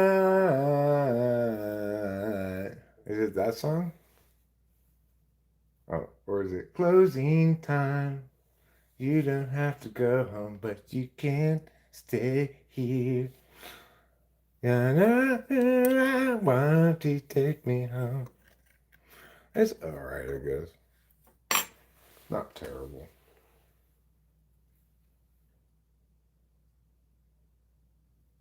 I can't read sheet music either.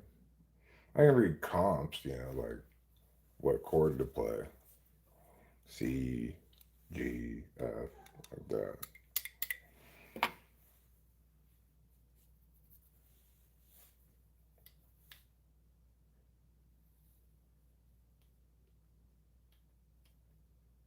I wasn't super impressed with the new Baby No Money song that came out today. Yesterday, I guess now. A little repetitive.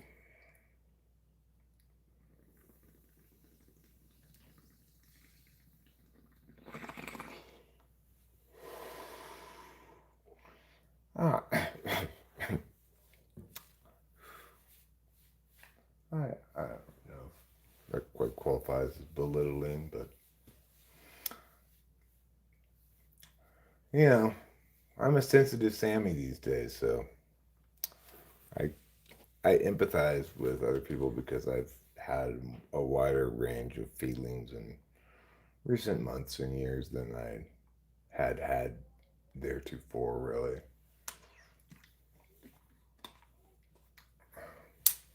I belittle your insensitivity towards belittling. You need to take seriously that some people like to express themselves through belittlement, and that's okay. For example, right now, I'm belittling you for having such a wrong stance on belittlement. Stop pathologizing my toxic behavior.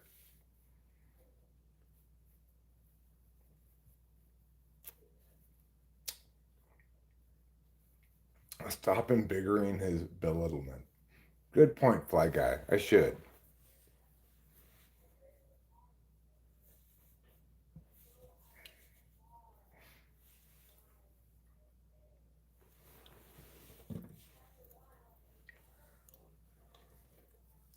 Stop pathologizing my toxic behavior is a funny sentence.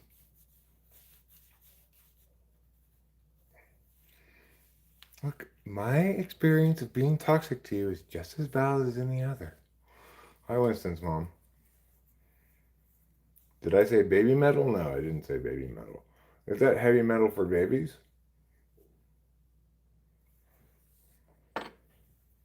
It's heavy metal with lyrics about like sleepy time is now, sleepy time is now.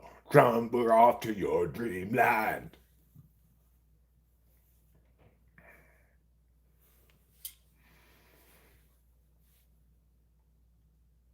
The album of heavy metal lullabies for babies, featuring such hits as Shut Your Widow Eyes, She's Got It, Japanese Girl Pop Metal, Shut Your Widow Eyes, Shut Your Widow Eyes, have some milk and go to sleep now. They all have the same melody, all of their songs on the album.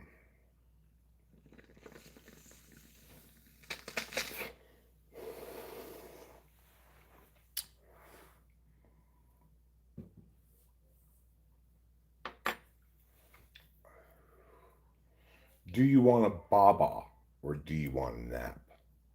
That's another hit from that album. And is this my blankie? No, this is your blankie. Um,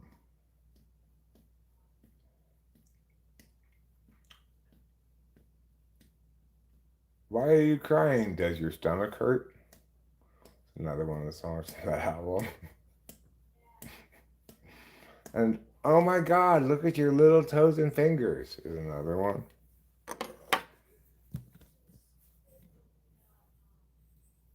Japanese girl pop metal. Is that a specific band name? It doesn't sound like a specific band name. Sounds like a category of stuff. Stop categorizing my stuff.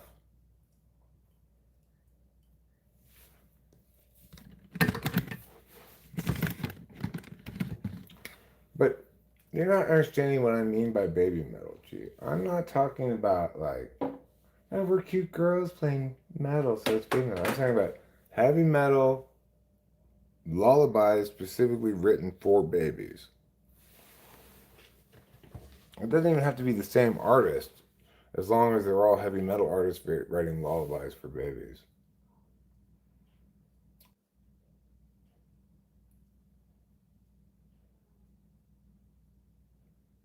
Off to Never Never Land is the, of course, flagship of this album.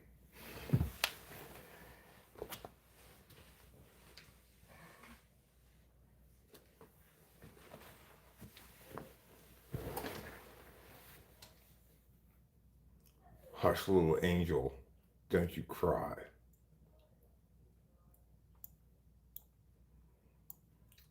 Okay, but they were probably playing it for adults, ironically. I want this album to actually be for babies.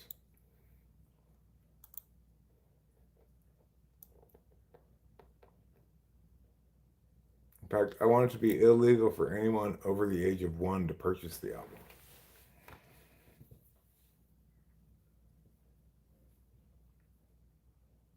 Although you can give it at baby showers. So you could be an adult to get it, but you have to just be getting it to give it to somebody at their baby shower. Yes, they follow up and check to make sure you really did that. The Black Album was a great album for Metallica. I mean, let's pretend Metallica has a great album. I'll take your word for it that that's the one.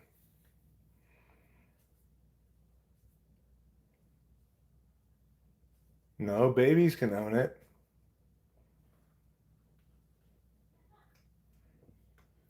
Babies are allowed to own it. They just have to get rid of it before they turn 1.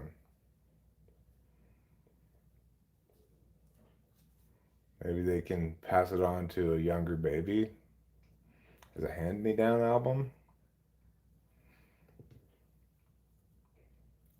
But we'll schedule police inspections of people's homes to make sure that they don't have any possession of that album without a corresponding baby of the appropriate age. Baby metal. Yeah, yeah, yeah. I call this song Baby Metal, yeah, yeah, yeah. Am I supposed to listen to this? All right, let me mute this for a second while I'm listening to it then. Where does it actually start?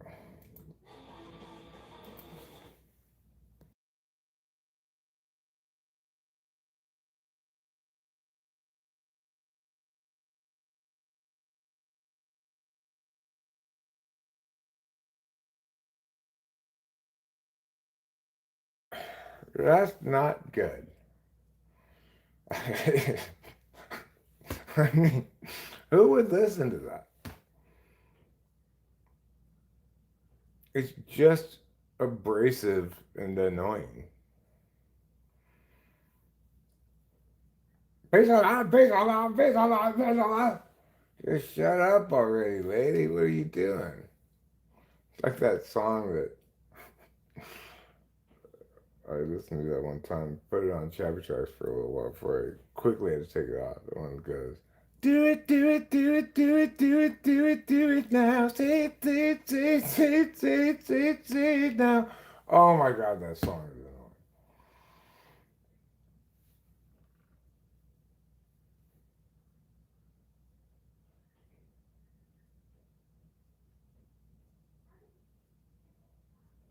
All the rest before that was quite thrashy. The Black Album came out in the early 90s, huh? You get it occasionally, you'll get a good track out of Japan. I've got a couple of things that I've discovered watching anime on my chapter tracks list. Like that one that goes, banana man, bow, bow, bow, bow, bow, bow, bow, bow, bow. Of course, I don't know the words because they're in Japanese, but.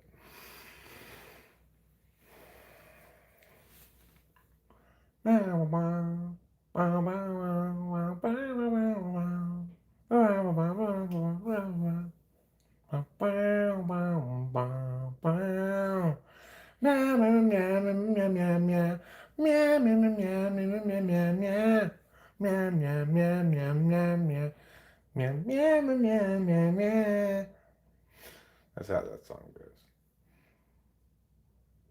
Then I've got an English version of a Japanese song. Hi, George Choco.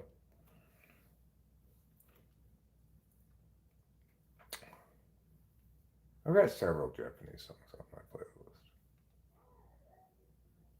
You looked at any quirky BBC archives again? I did watch a little bit of a clip about. Actually, I don't think it was BBC, though. I think somebody made it. I'm doing fine. How are you, George Choco? Are you also doing fine?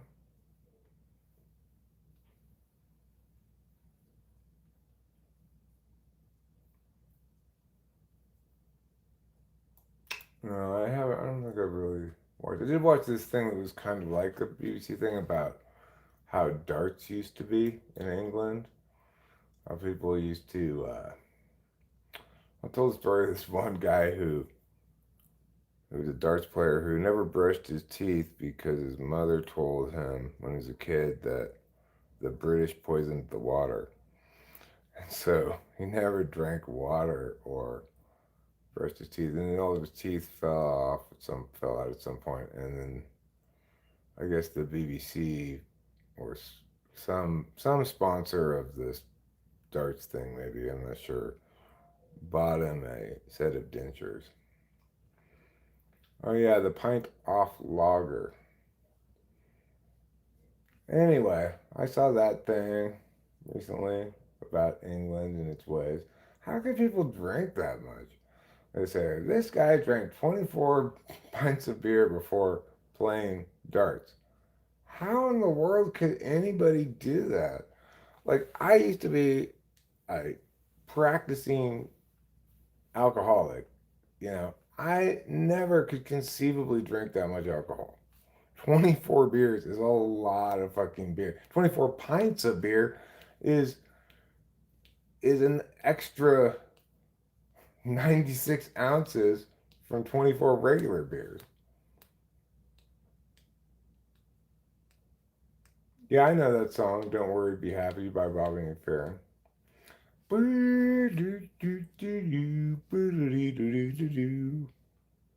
know that song.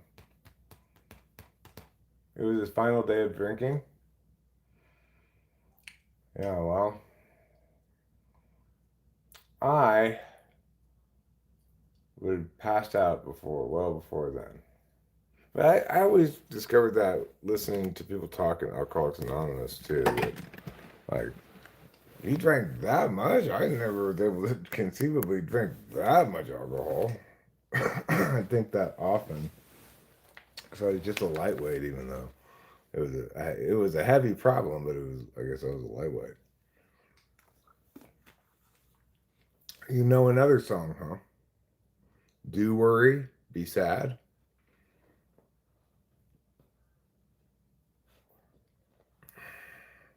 That many pints sound like a swimming pool of beer. Yeah, I can't conceive of drinking that much.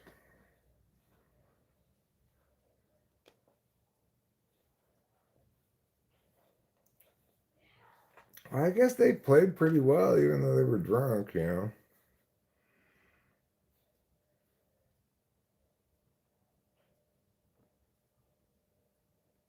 Maybe they just had never tried playing sober before. That's just how they always played. It's called Spread Love by Take Six.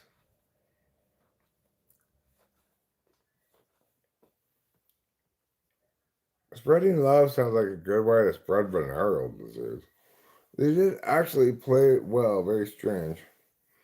Yeah, it's weird. Um,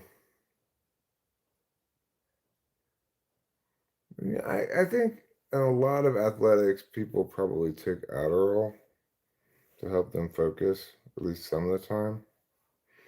I've watched baseball players that played before and thought, that guy's tweaking. But it could just be because they do all that fidgeting with themselves all the time. Like, let's adjust my gloves, and they don't do it as much now since the pitch clock, but they still do quite a bit of it. Fidgety stuff. Liminal spaces on Earth. Would you say that there are no liminal spaces in space? Or that because all things in space are on this side of liminal? A lot of martial arts and boxers use cannabis. Hmm. Well, I guess that makes me a martial artist and a boxer.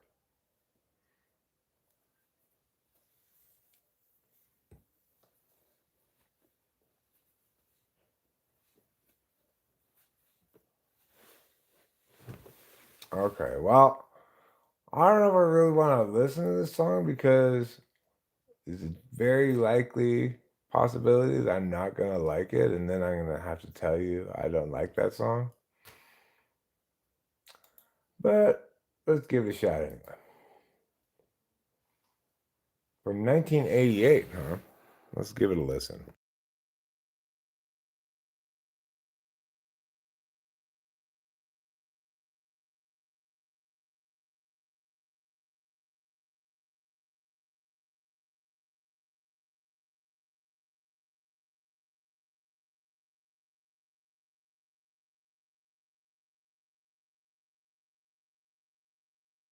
Okay, I see why you pointed to that song because you were saying it's made the same way Bobby McFerrin songs are made. I don't particularly like that kind of acapella stuff, although sometimes I do occasionally like a little bit of it. But what drug makes you so very thirsty you freak out asking for it? Thirsty? Sand? It's the new epidemic people are starting to talk about. People getting high by drinking sand. Give me another glass of sand. I'm getting crazy sandy right now. And then, we go crazy with sandy dehydration. And they go get high like that. And the police have to call him back up. We got a sander.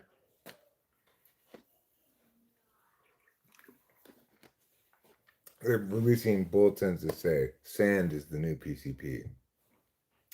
The thing is, whatever the people are on, um, it, it be very skeptical about whether it's implicit to the drug they're doing.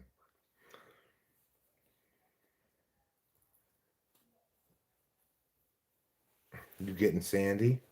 Got any dust? The silicone kind. Yeah, I got your beach sand, your play sand. Here's some Himalayan sand. Himalayan sand? They don't even got no beaches in the Himalayas. They still got sand. And I got it right here. $120 an ounce. I've heard on fentanyl. Oh, you're asking Winston's mom.